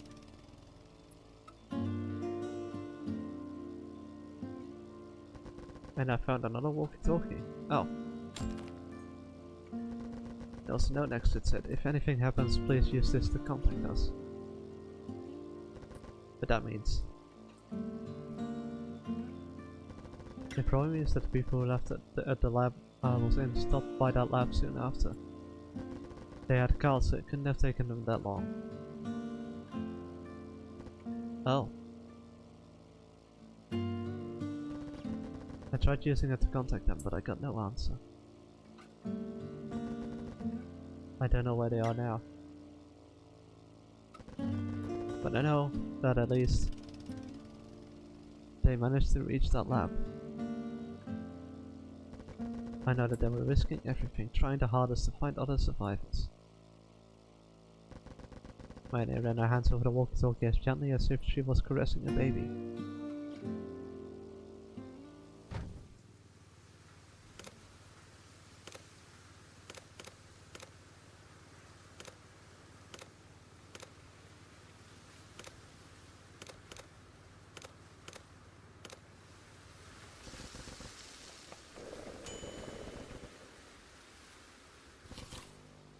I was scared.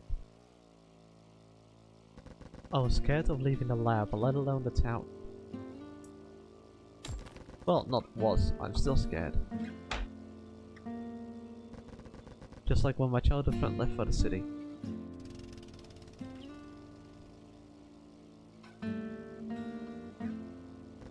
I wanted to go with her, but I didn't have the courage.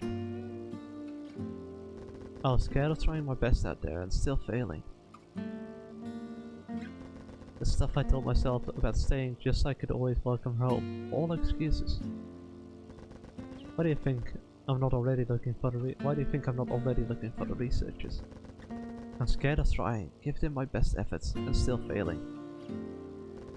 If I don't try, I can't fail. No. That's why I kept waiting, that's why I remained in the lab. My neck kept staring at the view in front of her, and Sumi couldn't begin to imagine what expression she was wearing as she spoke. The game is very peaceful. It's really nice and cozy to just drive around and occasionally cook some food. But holy shit, is the story amazing. But then you two came. You helped me get out of the lab and the town. Hadn't it been for you two, I wouldn't have found out that the researchers had reached the other branch lab. My name moved the case skywards. I was scared. I think I'll go search for them. I'm still scared of trying and then having the whole thing turn out to be a huge waste of time. But as long as there's a chance, even a tiny one, to find them, I must look for them.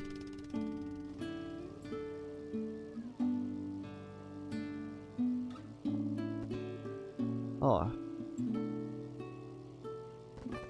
What if they come back to the lab just as you're away, looking for them elsewhere?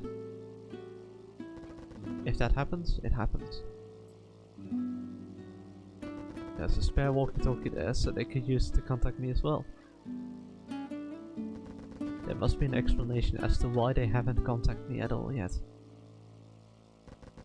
Maybe the walkie-talkie they are broke, maybe they can't move it off for one reason or another. Where will you start looking for them?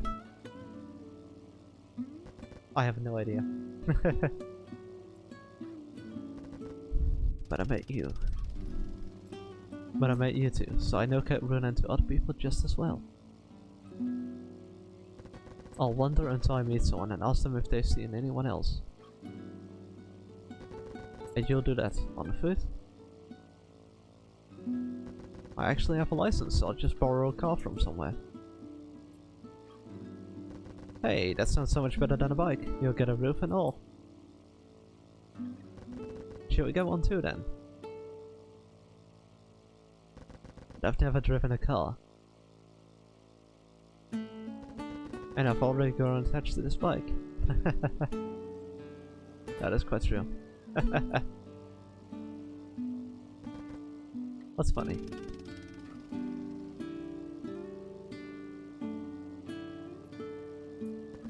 Nothing. Just wish I could be more like you. More like us. How? Totally carefree, without a single thought in my head. Oh, she's saying we're dumb. Welcome back, Gundam. Guessing it's just a nice bike ride. So, basically the entire premise of this game is everyone disappears if you don't look at them. And you and Cat Girl, so basically the two characters here on the main bike, they are basically going on a trip together to make a pudding, to make the exact same pudding that the cafe they were at used to make. And at the same time, they're also there to figure out what's going on with the world. And because what happens is, yeah, like I said, if people do not look at each other, they just disappear, and which is how almost the entire world disappears.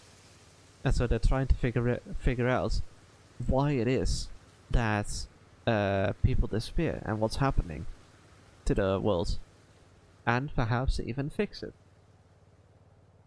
And so for now, what we learned is that there's there's multiple barriers over the entire world, and a satellite in space, and with the satellite and that are blocking some kind of disease from spreading through eyesight.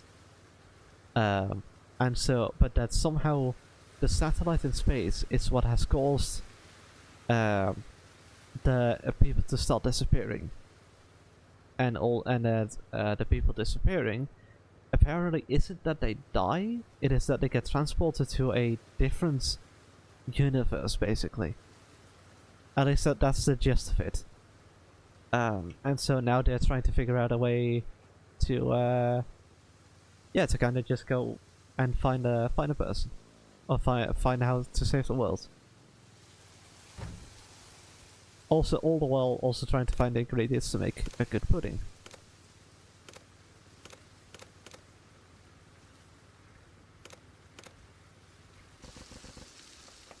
Not like this one. See? It's good, but not quite like it. Let's hope we'll get it next time. Okay, drop me off here. Do you need help looking for a car? It's fine, don't worry.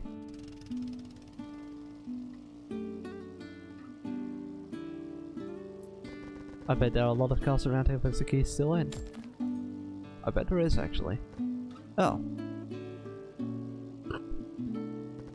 Way to head to another town? Probably, yeah. Any particular one in mind? Not a clue.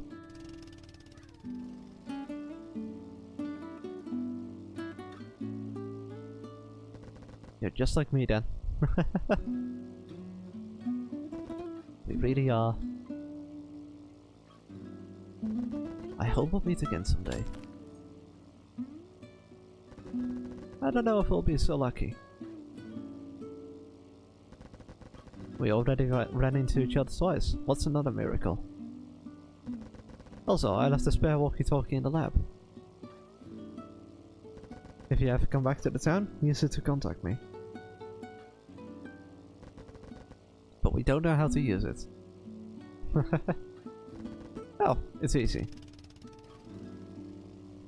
You'll get it. Well then. See ya.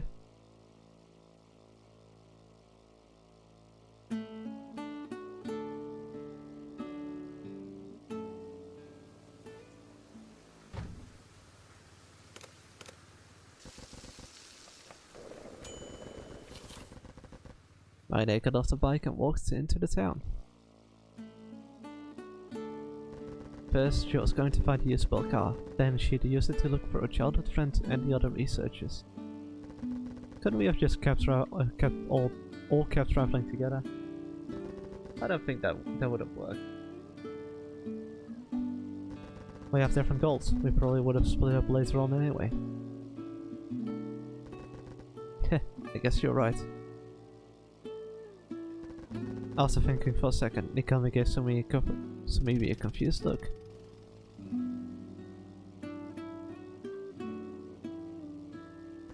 Do we even have a goal? Of course, recreating that delicious pudding. Oh, right. We really need to find all those ingredients then. And you also need to get better at cooking. We really chose a difficult goal for ourselves. Yeah. Yeah, they did. Well, we have as much time as we could want. We really are. Let's just take it easy. The girl stopped moving again, the bike making a brush against the wind.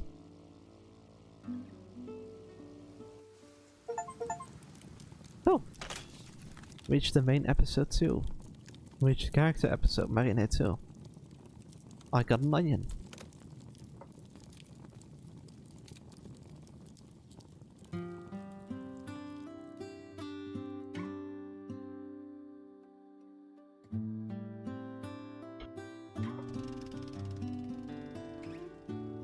Episode 3 Mistake.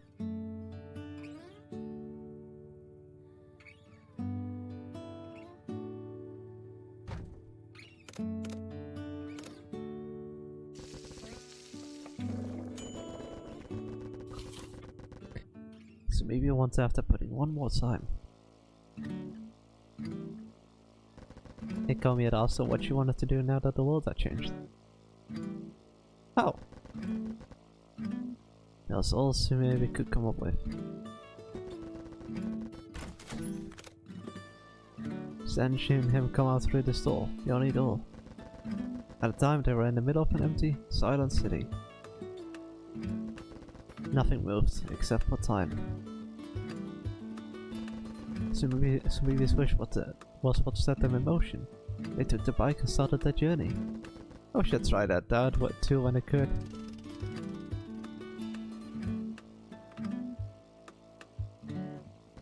Didn't you get to eat stuff from the kitchen during breaks? We did, but I just never thought of having the pudding. You'd think you'd bake a bunch of them at once, and then the staff would eat the leftovers. Maybe. I never saw it happen though.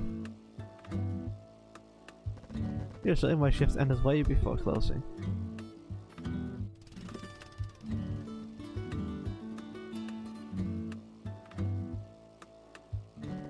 And they wouldn't let you into the kitchen, I assume. Of course they let me in. I was in the kitchen a couple of times. And you broke most of the plates every single time, right? Hey, you're making me sound even worse than I actually was. Despite the teasing, Smeeby couldn't actually remember what Nikomi looked like while working. Should have seen her a few times being a regular, but she only had a faint memory of her. She'd forgotten most of everything about the cafe except for the maid she liked so much.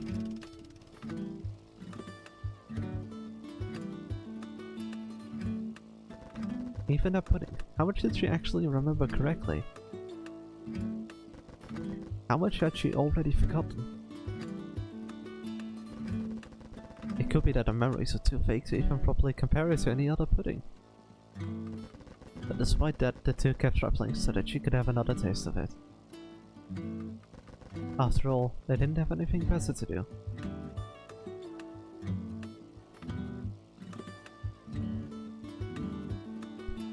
Yeah.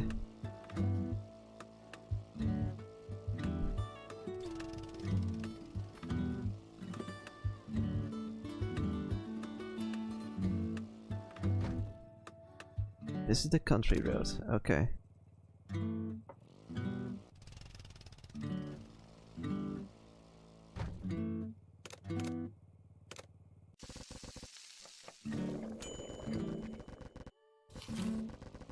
For the first time since starting the journey, they realized that towns do, in fact, end. Before becoming towns or cities, they were all forests, plains, maybe even swamps. People gathered there for one reason or another, and those places turned into towns. Maybe they were flat and spacious enough, maybe the coast had a natural harbour.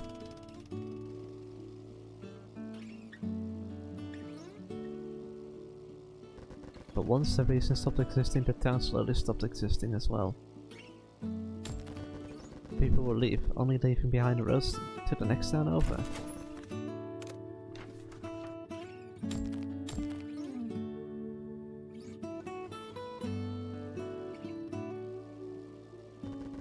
While leaving a town, the girls never knew whether they'd reach the next one.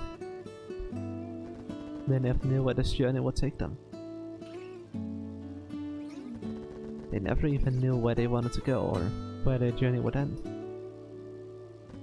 Something inside them was keeping them moving, but they didn't know what. Maybe, at this point, it was just inertia. But could inertia keep someone traveling for half a year? Probably not. Despite all this, they never doubted that they'd keep traveling. Tomorrow will be the same as today. Doubting that is a simple statement. That's also almost impossible. While keeping their eyes up to look at each other, the two girls kept going.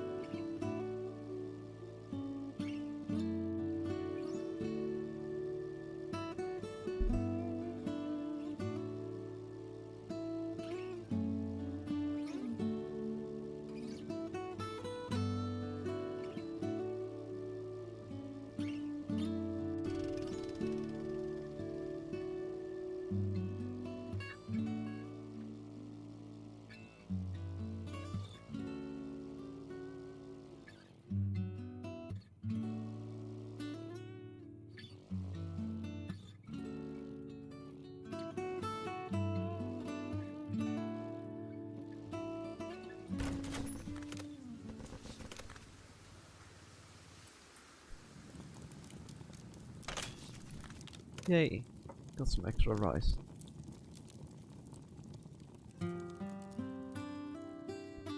Stake a warm bonfire. Coastal Road 1.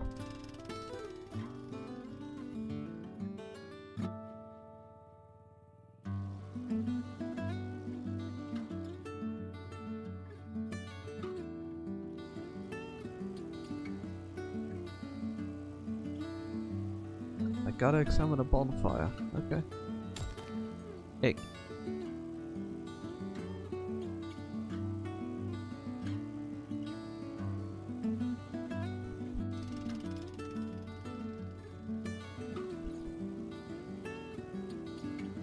Oh, there's the bonfire.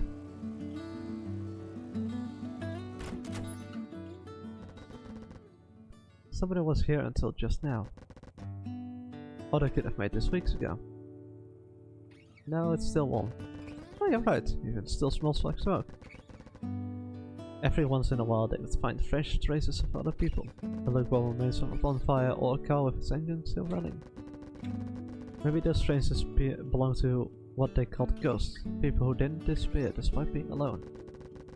Or maybe there were other groups of people moving around. Suddenly, Sumebi looked at the sky. It was faint, but something was making a sound up there. Is that... There was bright lines going straight through the sky. It looked like an airplane's trail, but it was perfectly vertical. She couldn't see whatever had left the trail. It was already above the clouds. Could it be a rocket? I got back onto the bike as one with uncanny synchronicity. Michael, the base of the trail in the sky. Do you think that's Yakime? I can't think of anyone else who'll be launching rockets.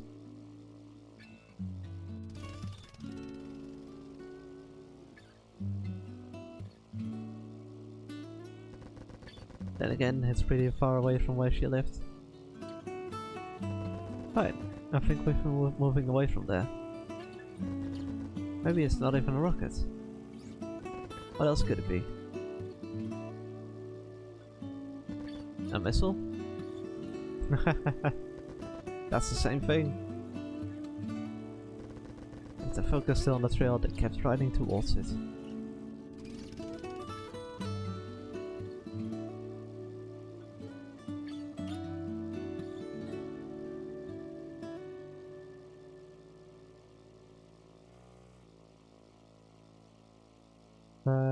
Yeah.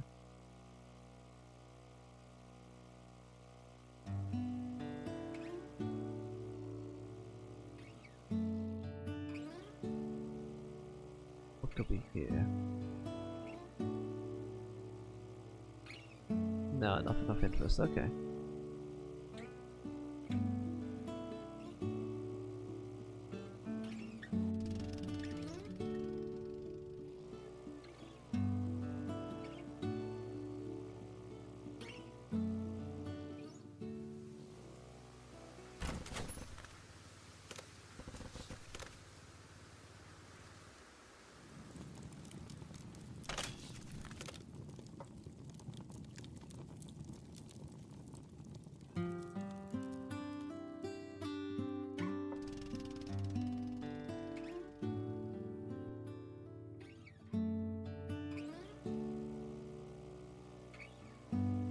Yay, another small hut.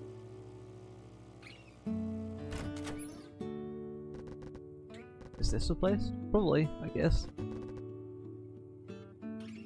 Story name is Mistake, huh? No, that. So we're not at that part of the story yet. We are in part 2 of with this character that we're about to meet again. So Mistake will come at a later, because I need to unlock that story in a bit. The trail that I pointed down the road to it had already dissipated. Looks like a mountain cabin. Could be someone inside. Let's go and check. Cohen jumped off the bike and jogged to the hut's door. Knocked. No answer. The sister said that they had the sound of an explosion somewhere behind the hut. There was a small path leading from the entrance of the hut to the place where the sound had come from. The girls quietly walked it. Ouch, this burns. Ah, hi. Here, Nico is greeting the woman slowly turned to face them. Huh? And now she's in a bike.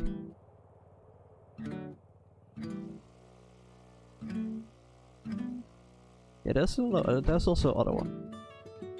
There's also some really good tapes that I could find. But yeah, this is really nice.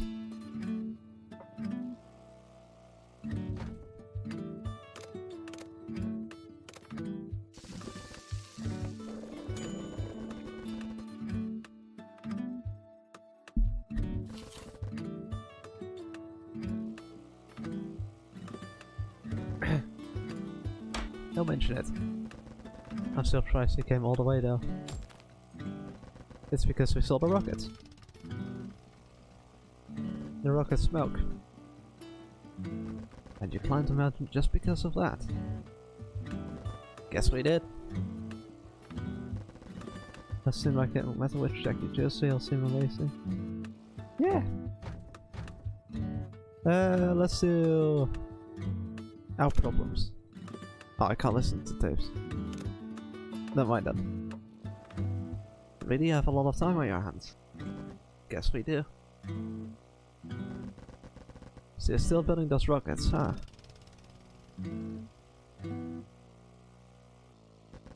I certainly am. Do you think you'll reach space? Actually, I already have. Woo! Finally! What? Did you see the last one? Yeah. That one reached all the way into space.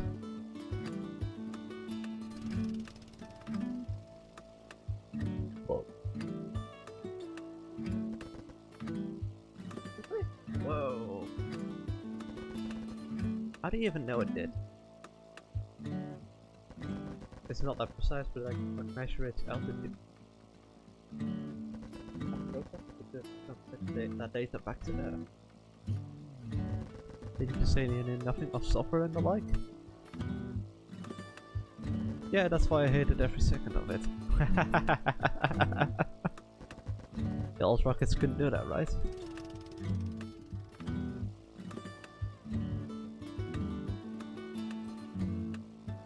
It did. And you already managed to make it work? How fast are you? Oh, there's little I can't do by skipping on a couple nights left of sleep. Yeah? Are you a genius or something? I'm definitely a genius. Yakimi, without even trying to sound humble, just grinned.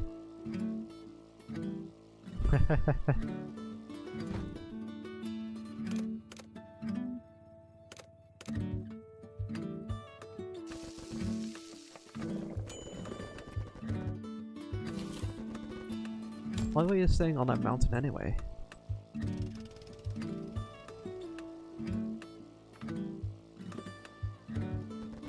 Wouldn't it be easier to get the materials for your rockets down in the town? And food too? Yeah, you can't believe how annoying it was. I'd have to go down to get what I needed and then ride all the way back up. But you kept doing it anyway? Oh, hold on, let me just... There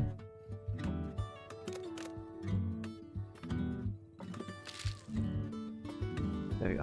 At first I thought I'd just start living next to a warehouse or a factory in the town. But then again, rockets explode, they fall back down, and do so quite often in fact. Couldn't have had that happen next to people's houses, could I? But they're all empty. That they are. Yeah, surprisingly strong ethics, you know that. You're just weird. Ha! Say what you want. I don't care.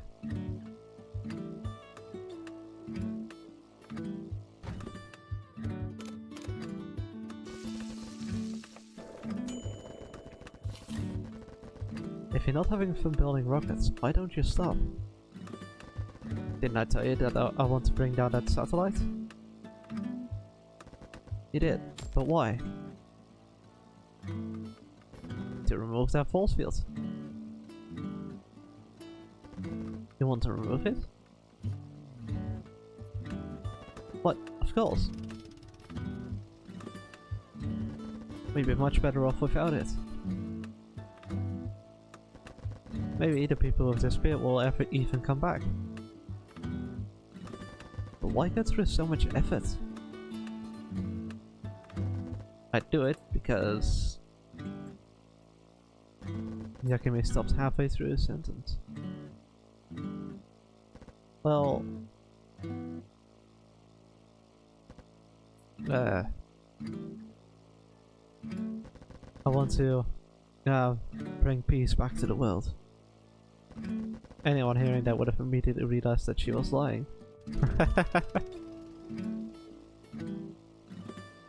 The world needs more chaos.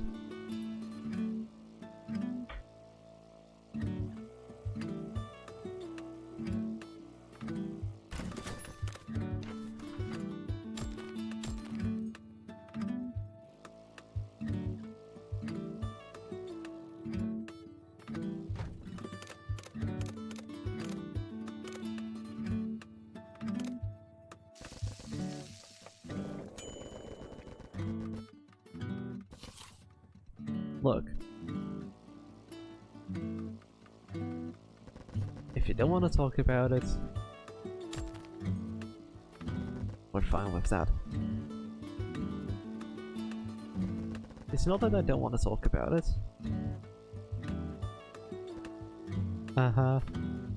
You just don't have a reason for it, do you?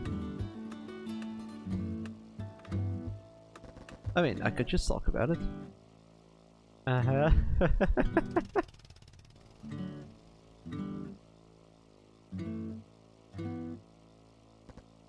da da. Da da da. But it's kind of a private thing, you know? Wouldn't concern you two at all. It'd be so hard to explain. Right. It takes so long to even just tell you.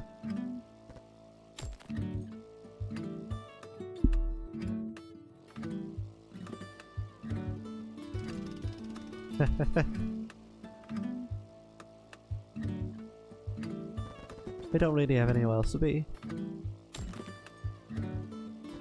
Ha! Yakime sighed and started explaining.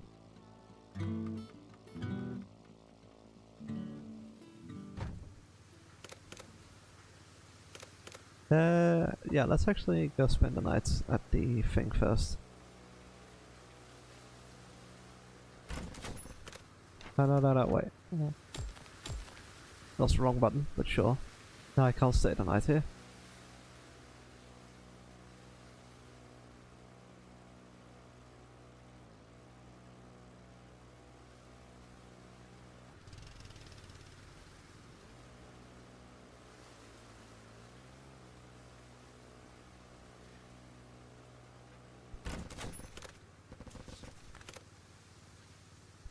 There we go. Which character episode 2? Yakime number 2.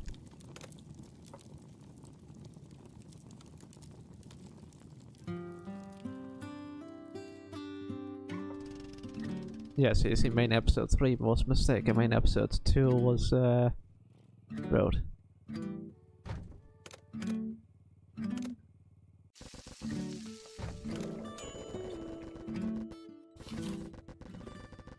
You know, the new disease started spreading and turned into an epidemic?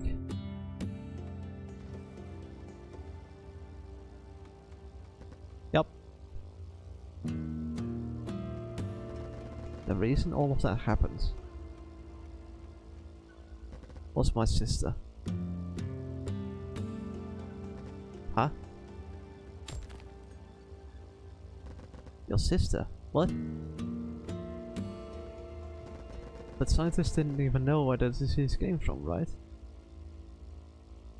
Possibly, but my sister was thought of as a very likely point of origin. Even with this new, more conservative phrasing, this was complete news to Samibi. We heard that the disease spread via eyesight, but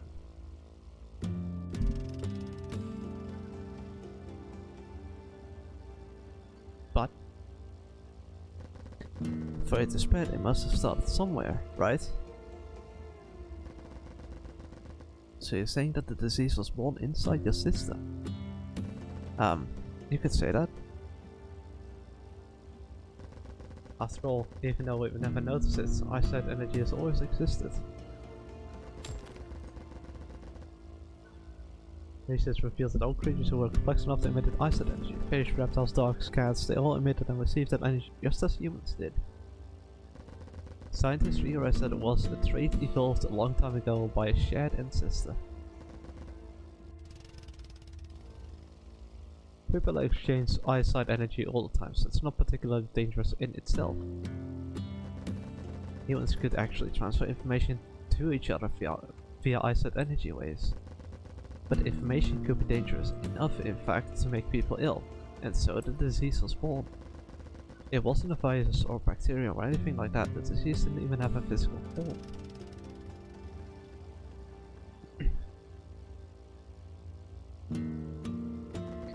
This may be more than a human virus. That sounded more like a computer virus. And most likely it first appeared inside a certain hospital. How?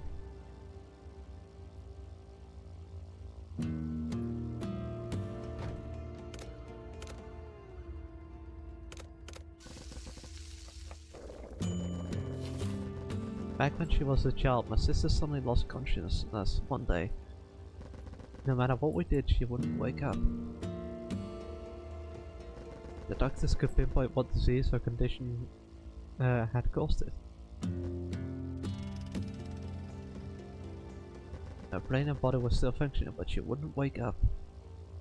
She didn't respond to external stimuli. According to one of the doctors, it was like she was stuck inside a long dream. She was still conscious, but her consciousness was trapped inside her. She remained in that state for several years. I barely have any memories of speaking with her. They'd only lived together for a while. With time, Yakime started forgetting what a bedridden older sister even looked like. But then one day, out of the blue, she woke up.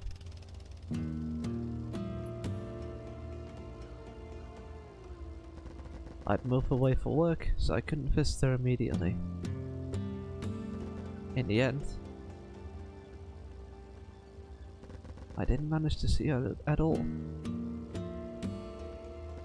Right after Yakime's sister had woken up, the nurse in charge of her developed a terrible fever. Soon after, her doctors and their family started getting sick too. By the time this new disease had taken its first victim, the whole hospital had been infected and it had to be quarantined. Nobody understood what had caused this disease to suddenly appear, and at first nobody imagined a comatose girl could be the reason. She died a few days after waking up. Oh shit. It didn't take long for the disease to spread through the country and eventually the world. Scientists eventually found out about eyesight energy and that it was the disease's method of transmission. So all of this, the whole pandemic, started because of your sister. Right. So we couldn't believe that. Couldn't it be that she went into a coma because of the disease in the first place? I can't rule that out. But if you ask me, she was the one who gave birth to the disease in the first place. What? Gave birth to it? The disease was born out of nothing. And its birthplace was my sister's dream.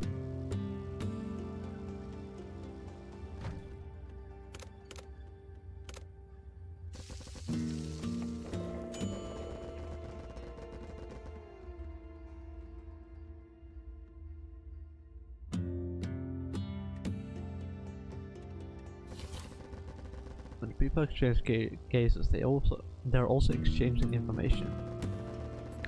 That information is how they can share their perception of what's around, enabling them to share the same reality. Huh. Scope of Yakime's explanation now somehow encompassing reality itself, and Sumi's jaw dropped. Why do you think we can see the same things and have conversations? It's because our eyes are communicating with each other.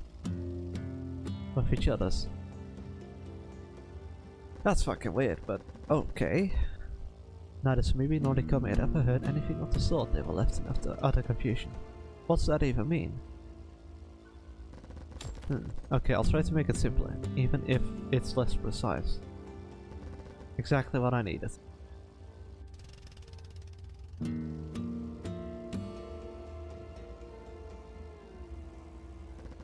Everyone inside them has a reality that is just their own.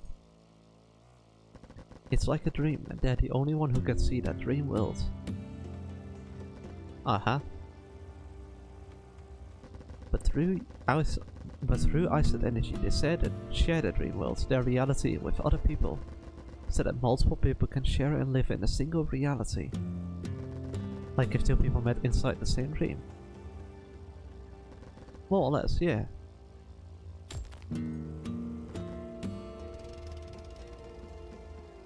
What if they were dreaming of something completely different to begin with?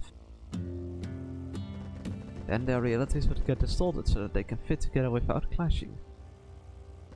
Like you think you saw something, someone points out you made a mistake and you realize you did. Now your realities match. Wow. But now, since all eyesight energy has been blocked by the force field... Oh. We intentionally distort everyone's eyesight waves, and now we can't share our realities anymore. That's why people disappear. Oh shit. Okay.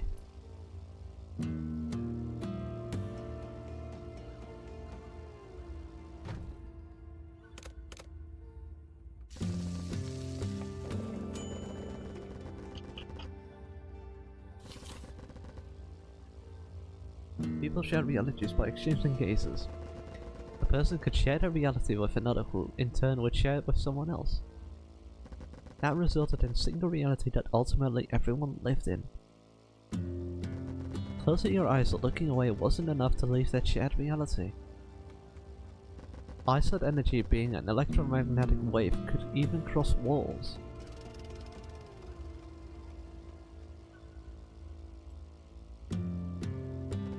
A little was enough, just like a little sunlight coming through a tiny window prevented the room from being shrouded in total darkness. Billions of people were continuously exchanging these waves, sharing, realigning, and reinforcing a single reality. The force field deployed a few months ago had weakened that effect. Eyesight waves could not reflect properly across distances anymore. Suddenly you needed to look at someone directly for the transmission of eyesight energy to take place. In turn, this meant that as soon as nobody was looking at you anymore, you disappeared. Everyone was now living in their own reality and by extension their own world.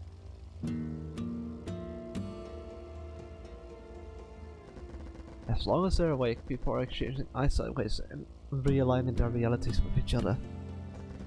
Even if, say, a huge monster sprung up from the ground in your reality, everyone else's reality would fix that. That's how we managed to all live in the same world. That's fucking weird. But my sister, she lived alone in her own world for years.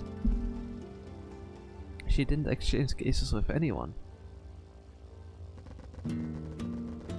Her brain had been active and she could feel and think as if she had been dreaming. Left alone, her reality grew and grew without ever being corrected by anyone. That must be where the disease was born, inside of a dream. And when she woke up, she shared a reality. Oh. It used her eyesight to spread to other people, thus becoming reality. Something that shouldn't have existed and slowly taken form inside a long dream. So maybe imagine that disease slowly affecting reality. But if the disease was only part of her reality, shouldn't it have been fixed by ours? Not if it was only her and her nurse when she woke up. In that case, it'd be a 50-50 chance. Oh. There's more.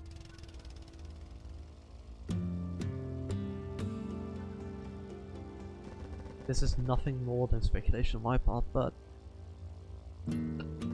after living inside her own head all alone for so long, my sister had become convinced that her dream was reality. Once she woke up, she probably imagined that the world around her was a dream. That's how strong her reality was. Probably strong enough that when her eyesight spread it to other people, her reality won over theirs. That's my theory. I see.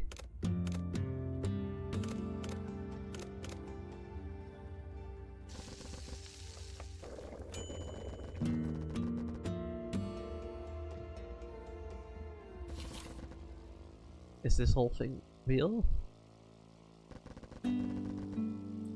So we still have trouble believing Yakime's explanation. No idea.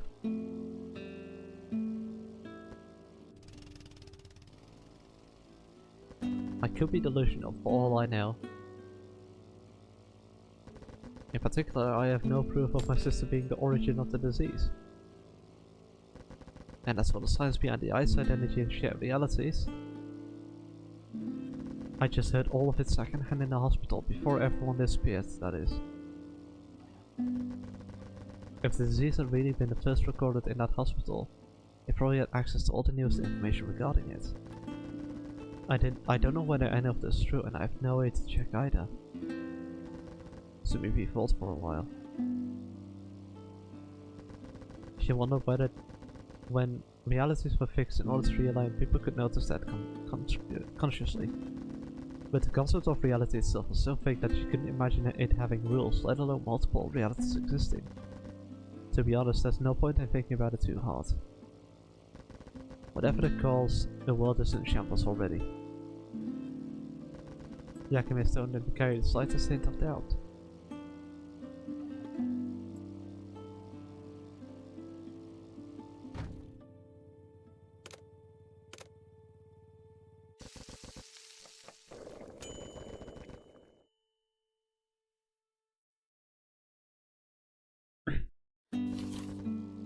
So, what about this? If you could exchange gazes with someone who has disappeared, so that your realities come back together, would that person come back?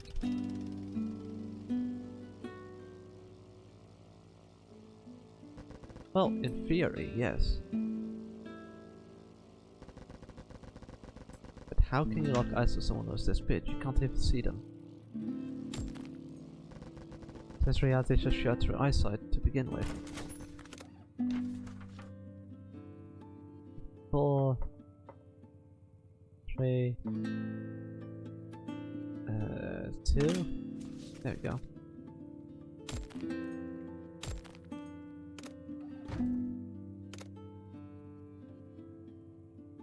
Okay, yeah, so I can just get rid of that one.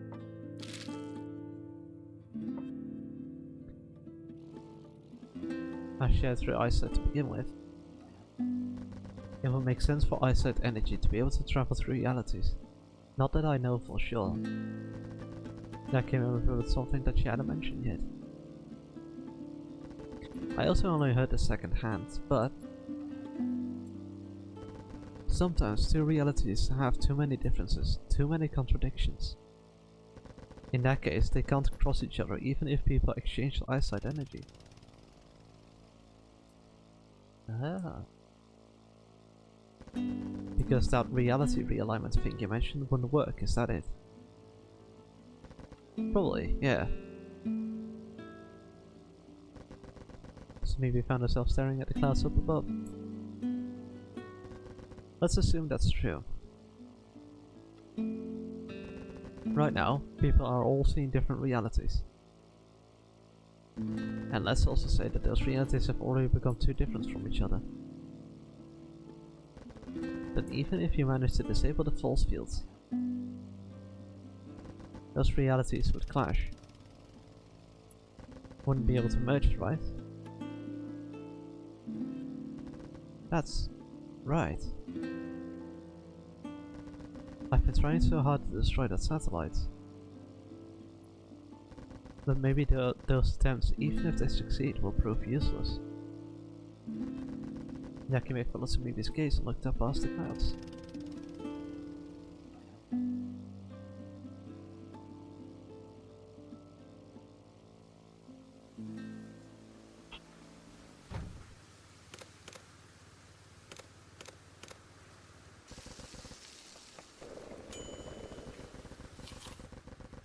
Why is still debating those rockets then?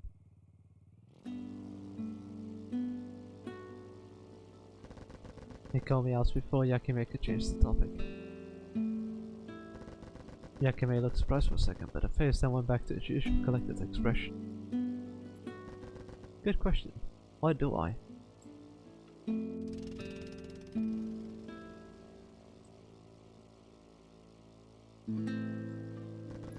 I don't have anything better to do.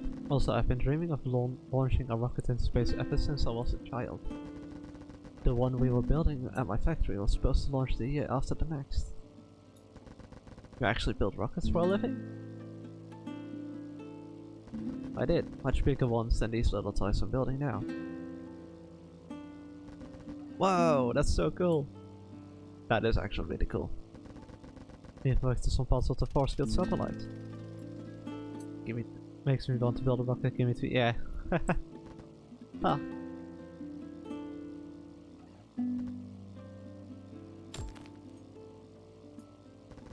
Do you feel responsible for the satellite having caused all this? I wouldn't say so. We only built a few parts out of the tens of thousands that went into the satellite. They just outsourced the construction to us. Launching that satellite was never our idea. It's difficult to feel responsible if involvement has been so small.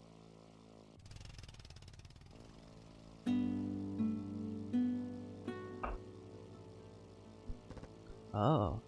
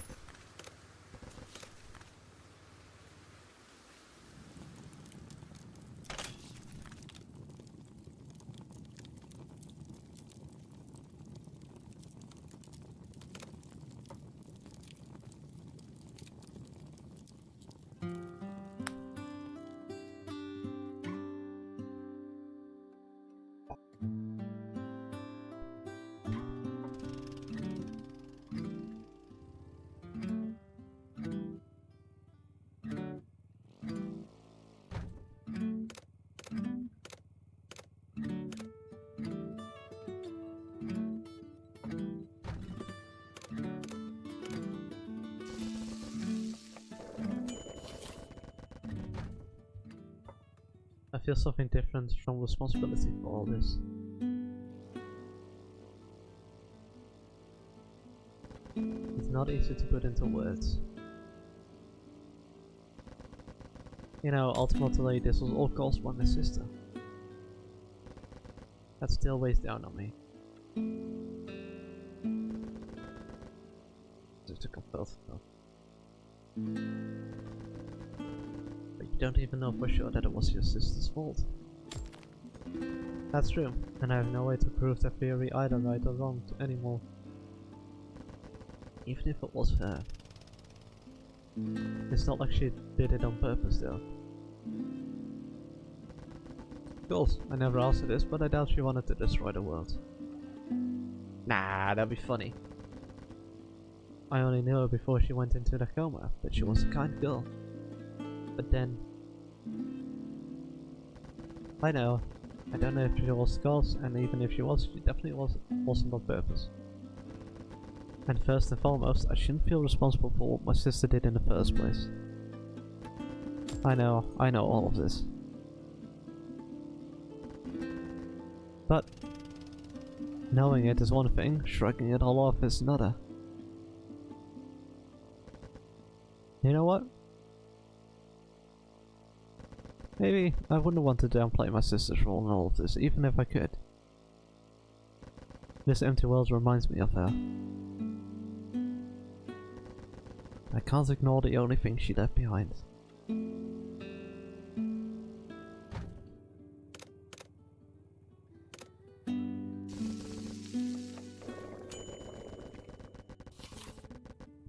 Why did you decide to ride that bike? Because it was there, pretty much. No, I mean, why are you riding it? Where are you going? Nowhere in particular. We just have nothing to do better to do than to travel. Actually, we're trying to make a pudding that Shumibi wants to eat again. What? Pudding? Yes, pudding. It was just an afterthought though. Huh? I like her expression. Yakime stared at nothingness, trying to make sense of the girl's word explanation. After all, she let out a small giggle. Teehee. Being with you two really makes me feel better about myself.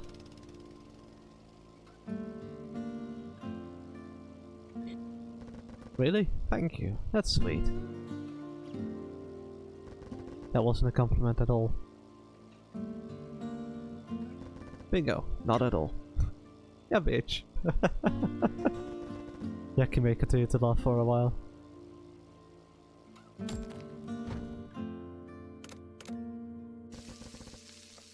Can you drop me off here? Here? Really? Yes, I have business in that warehouse. How will you go back? How will you go back home? There's a car I found a while back. Oh. Will you be staying for long? Probably, yes. At least until I found the materials I need. If you have nothing better to do, feel free to come visit me every once in a while. I'm not too sure about that. We never will know where we're going to be the next day. I see. It's already half a miracle that we managed to meet twice. Really? Yeah.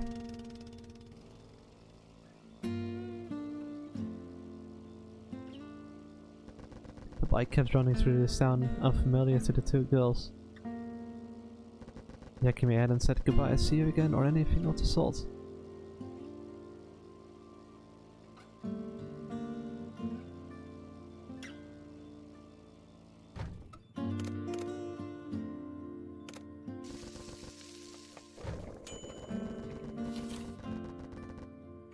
After getting off the bike, Yakime walked into a large warehouse. The bike, with only 2 passengers left on it, started accelerating again. I wonder if she'll manage to bring down that satellite. It's not that realistic of a goal. But then again, she said our rockets can actually reach space. It all sounds so epic. True. So maybe I had no idea how long it would take Yakime to reach a goal, assuming she could. If Yakime could do something to improve her rockets, so maybe he didn't know what it was. Yeah, I eventually got the feeling that the woman was never going to give up.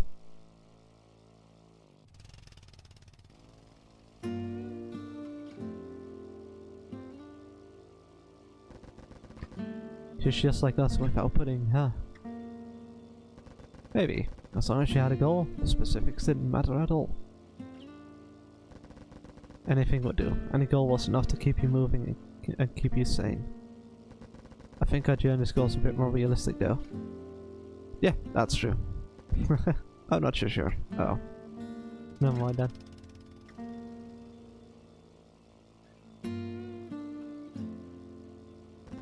So maybe he sniffs around. There's some familiar sound and an unfamiliar smell about it.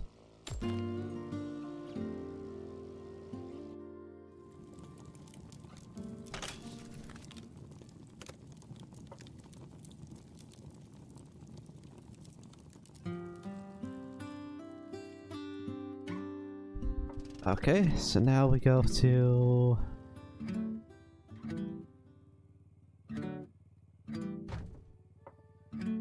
a unlock Camille. Oh.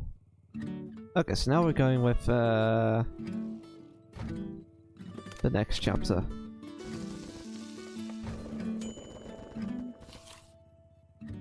Hey.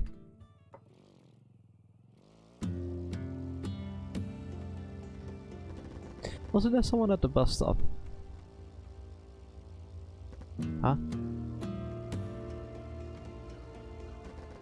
I didn't see anyone. Huh. Maybe I just made a mistake, but... Oh shit, so yeah, okay, so now we gotta go back to the coastal town then. Person I saw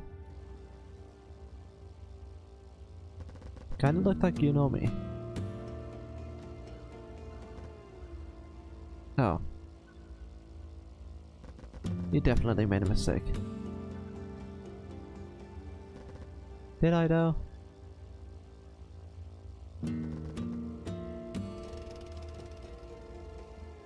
No way she'd be there. And we already had this ending thing, or this bit earlier, or when we last time played it. Even assuming she was, I wouldn't want to go and approach her.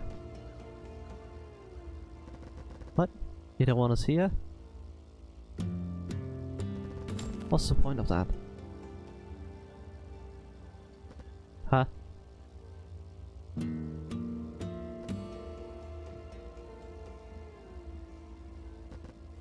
So maybe.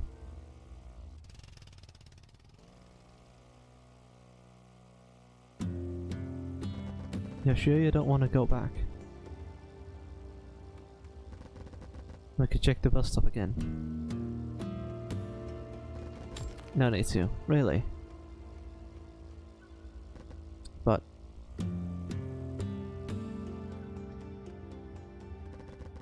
Nakomi completely stopped the bike. Let's say it wasn't you, Naomi, though. Wouldn't it still be worth to talk with them? Not really. I think we should focus on finding a place to sleep for tonight. Nakomi got off the bike. Come on, what will be the point in talking to her? It's impossible anyway. So maybe if you followed Nakomi and got off the bike too. I bet you got it wrong. You made a mistake, definitely. Even as she said that, Sumibi had already turned back to retrace the steps. The road was straight, but she couldn't see the bus stop.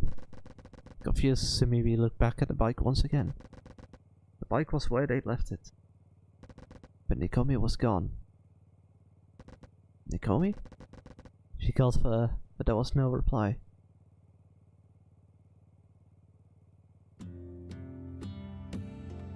There wasn't anyone. The bike's engine was still running. The seat was still warm. Nakomi? She tried calling for the other girl again. She didn't get a reply for that. She thought she had only taken her eyes off Nakomi for a second. They'd lost sight of each other many times before, just for a moment. It had never been enough to make them disappear. Up until now. This time, Nakomi was gone. The road stretched on endlessly, and Sumibi was the only one on it. She stood there, all alone. Why was this time different? It didn't make sense. Maybe it was just a prank. But if it was, Nakomi would have shown up by now. Besides, she wasn't the type to play pranks like this. This time, Nakomi was gone. Just like that. Sumibi checked again to see what exactly was gone. Nakomi was gone, and so were the clothes she had been wearing. The bike was still there with all the luggage and supplies in the sidecar. Nakomi's belongings were there too, including her spare clothes. The fuel hadn't disappeared either, there still was enough to ride for a while. But there was no one left to ride the bike. Sumibi had no idea what to do. She was alone. Maybe this was what she had wished for all along. Her goal had been a simple, half-hearted one. To eat some nice pudding. She had made Nakomi join her on this journey for no reason other than that. A pointless journey, only continuing out of sheer inertia.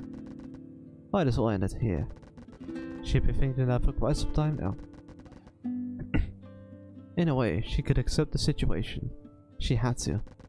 With that out of her mind, the only question was now what to do next. The bike's engine continued to run. She tried to turn it off, but then she realized she didn't know how. So instead, she sat on it, as if to actually ride it. She fiddled with the handle, pressed the pedal, and tried various buttons. All while recalling how Nakomi had been doing it for so long.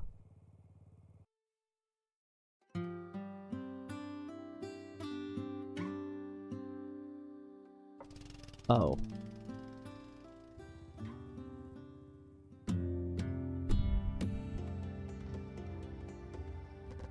Sumibi?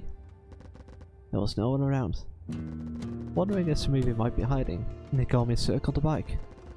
But she wasn't behind it either. Not that Sumibi was the type to play weird games like that. Seriously? Nakomi crumpled into a crouch. Sumibi had disappeared, and it was Nakomi's fault for not looking at her. Clear as that seems, accepting it wasn't easy. She had only lost sight of Sumibi for a moment, which shouldn't have been enough for Sumibi to disappear. What had been so different this time? She tried to think back to what they were doing, but she could clearly barely recall what they'd been talking about. The one thing she could remember was Sumibi's last words. "You made a mistake, definitely." She could still perfectly recall how Sumibi's voice had sounded. Nakomi got off the bike and started pacing around it. Sumibi was gone. She wasn't here anymore. But maybe she'd just pop back into existence at any time now.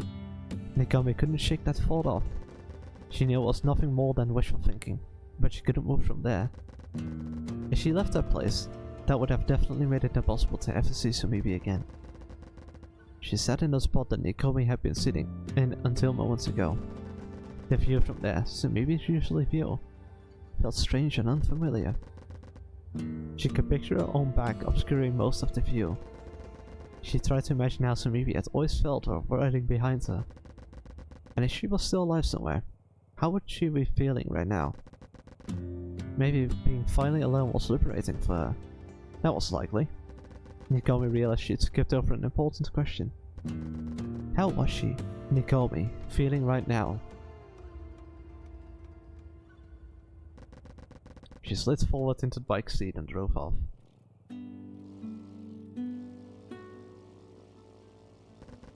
Leaving their place was frightening, but staying there would be too depressing. Depressing, yes, and it wouldn't even make Sumibi come back. But above all, she couldn't stand still. She wanted to feel the wind on her face, she wanted to run faster than her thoughts. Ah, what a twist. She didn't know where to go, she didn't know what to do.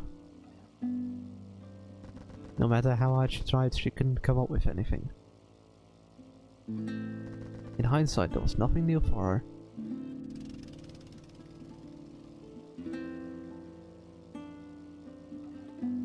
She started working at a cafe on a whim. She'd started traveling with Sumibi on a whim.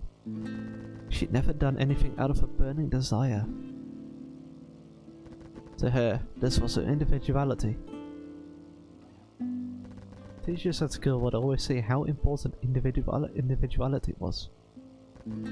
But be it in school or outside, individuality seemed to cause more problems than it solved. Had the world not gone crazy, she would have chosen a university and then a job solely on people's advice. She would have chosen a life path just because. And that didn't make her sad, nervous, or anything like that. If anything, it sounded easy and fun. She had no problem with living her life according to others' recommendations. Except there were no others left. The same people who rambled on about individuality somehow wanted you to think and act in certain ways. Her plan had been to go with the current and simply act as those people said. Now, there was no current. No one there to tell her what she was supposed to do. She was stranded. Maybe Sumibi had been more important to her than she'd ever realized.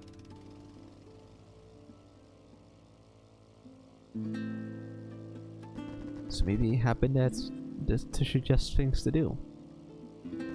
It could have been anyone, suggesting anything.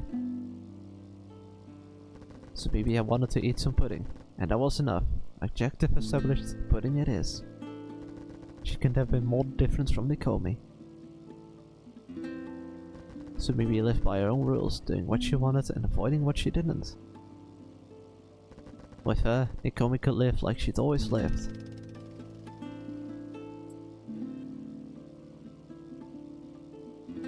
That's why she'd been so eager to continue that journey. Until she disappeared. Once more, Nakomi tried to think of what she could do. Once more, she had no idea.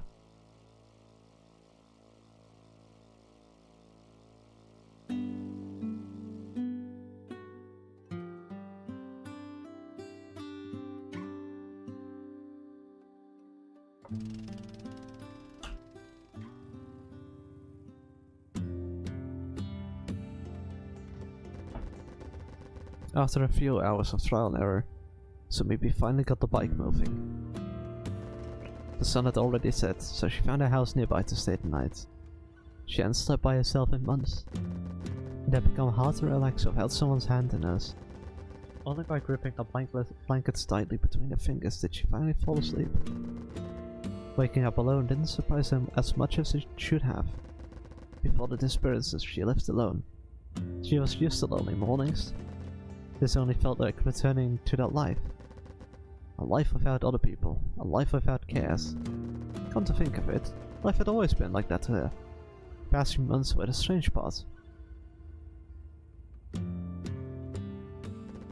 5 minutes into ad server on Twitch, by the way. She practiced all morning, and by the afternoon she was able to ride the bike. Kind of.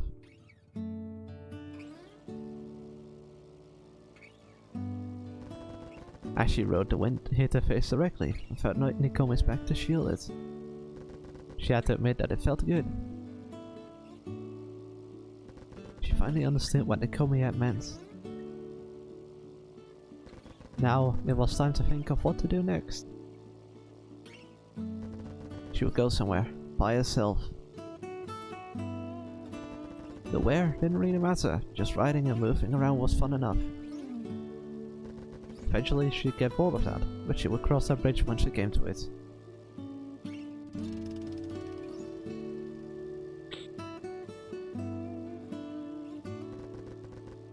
The bike kept running, headed anywhere.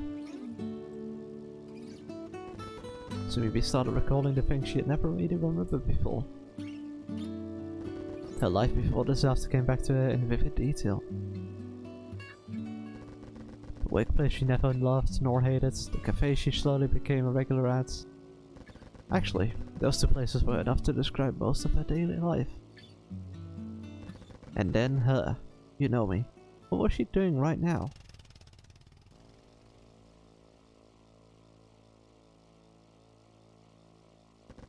No, Sumimi hadn't asked herself that even once in all these months. Being a fan of a star you can never meet in person.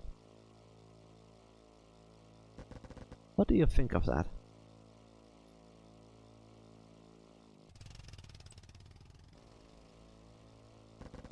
Sudden question, out of nowhere.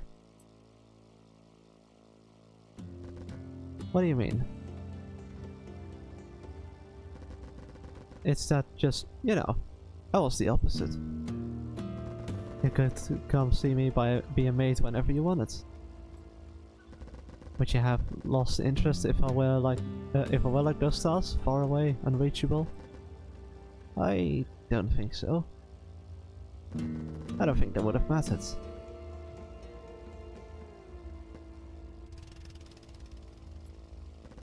It'd have been harder though, that much is true. That sounds like you're a fan of Nakomi now. Not true at all. Haha, see? That's why people get fed up with you. Wait, did Nakomi get fed up with me? What do you think? I don't know. In that case, I don't know either. Sudden question, out of nowhere. But there is no one sitting behind. the answer, maybe.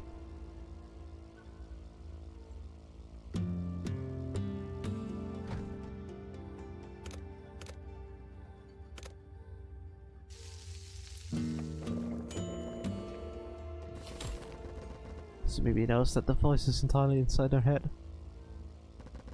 I think that, if anything, Nikomi liked you. She sure didn't look like it. I think she was just lonely.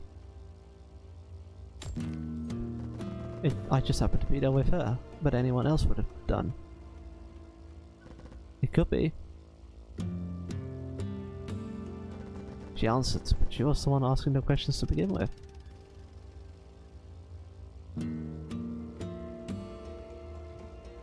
And still, at times, she felt as if someone was really sitting behind her. How did you feel about her then? Just as she thought the imaginary presence had disappeared, there it was again. She was feeling the presence more often. She wondered what would happen if she looked behind her. I think I need that. How would I feel about Nikomi? Don't ask. Don't ask me. But I'm hallucinating you precisely because I want someone to explain my feelings to myself, though. Would an hallucination really be that convenient? So maybe you had to agree. The hallucination was making a good point. The subconscious was making her hear that voice, but she couldn't know why. The road in front of her kept going on and on and on as usual. Unfamiliar sights would pop into sight just to be left behind shortly thereafter. If a journey were a dish, it definitely felt unseasoned.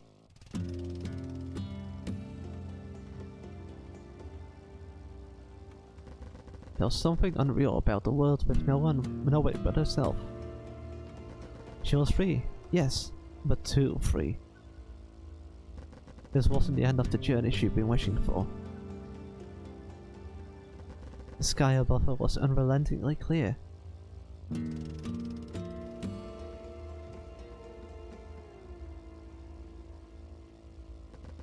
Would it rain if I wanted it to rain?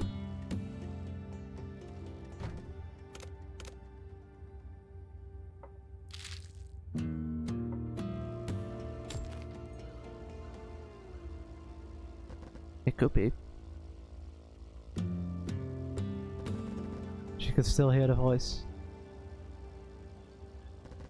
There was no real person there to dispel Sumibi's hallucination. If she simply wished for it. I could be there, sitting behind you, and we could travel together.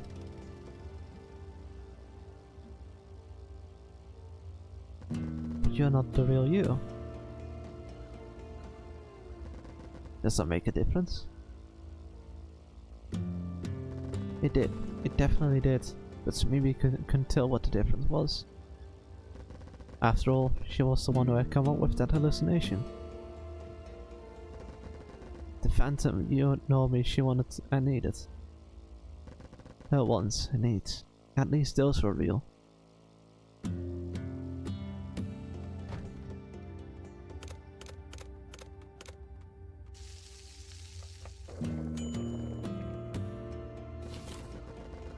Like I have any idea how I really feel, Sumimi muttered to herself.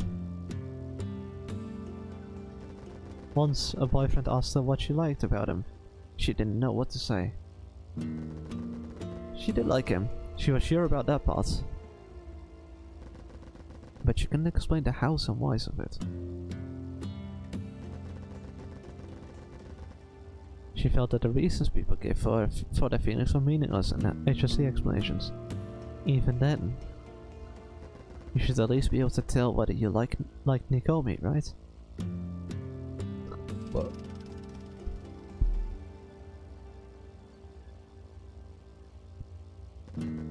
you know, we could read Sumibi's thoughts. She lived there after all. I guess I like her. Yeah, I guess I do like her. You guess? I don't know. I don't have feelings for her like I have for you.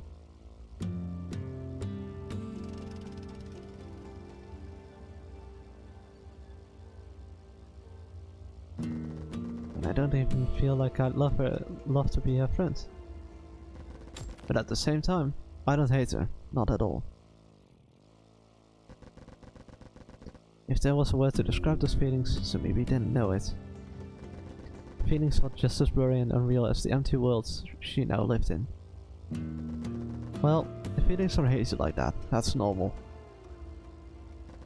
Is it really though? Emotions, feelings and all that came with them. And all that came with them were an essential part of life. But they were too elusive to grasp, let alone rely on. Reality was different. The handle in her hands was real. Even if Sumibi were gone, the handle would still be there.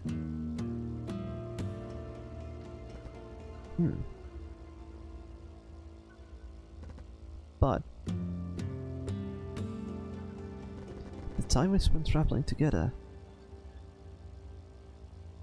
that was fun.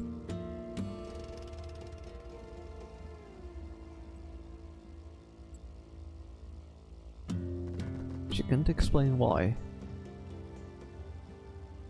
She didn't know whether it still would have been fun if she'd been traveling with someone else. All she knew was how she felt.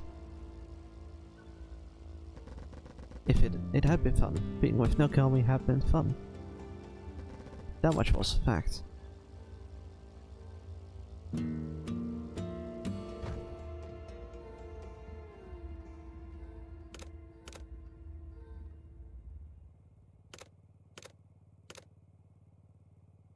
So cook rice ball, cook a meal. Oh. Question.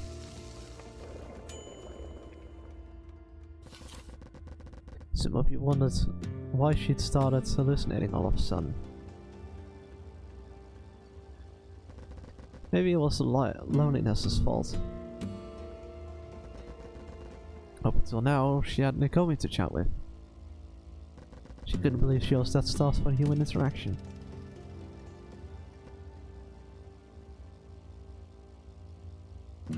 I thought I actually prefer being alone. People can't live alone. Are you talking from experience, or is it like the ground truth about humanity?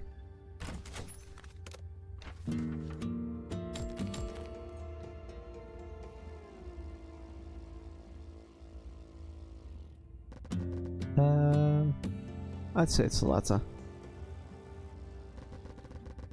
Maybe I'm just speaking your thoughts out loud for you. Huh. Unable to decide what was right, so maybe continue to soliloquy.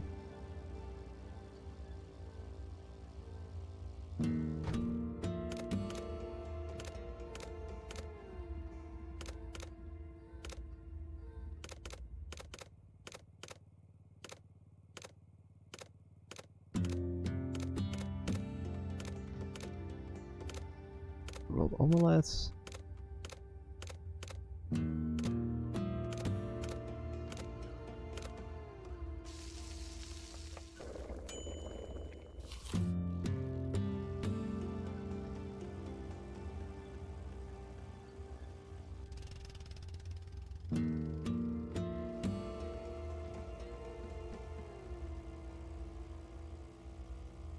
Let's see how if we can manage to make a pudding.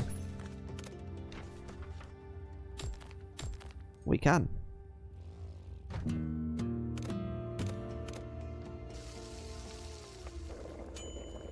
Oh. Maybe the world would eventually go back to normal.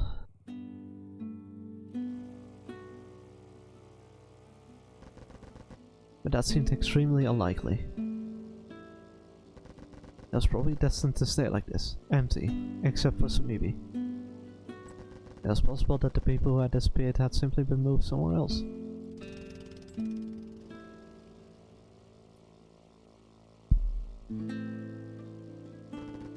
But even then, sooner or later they would die. And then the world would truly be empty. It sounds deserted.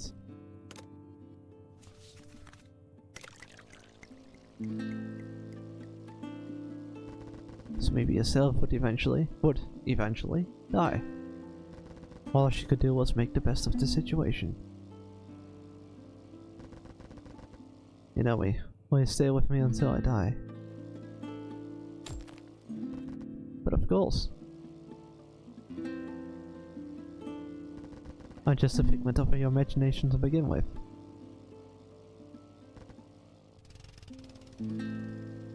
That voice came from inside her head, but it also sounded as if it came from outside. She could even feel Yunomi sitting behind her. Whether you really exist doesn't even matter.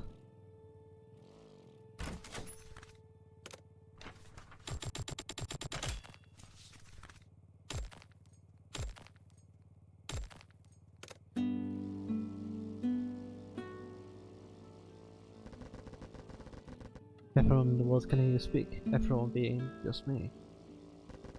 For all intents and purposes, that makes you real. Once again, there was no reply.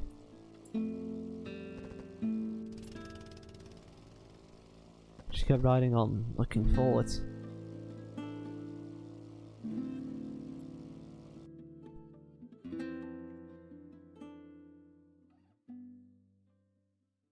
Oh.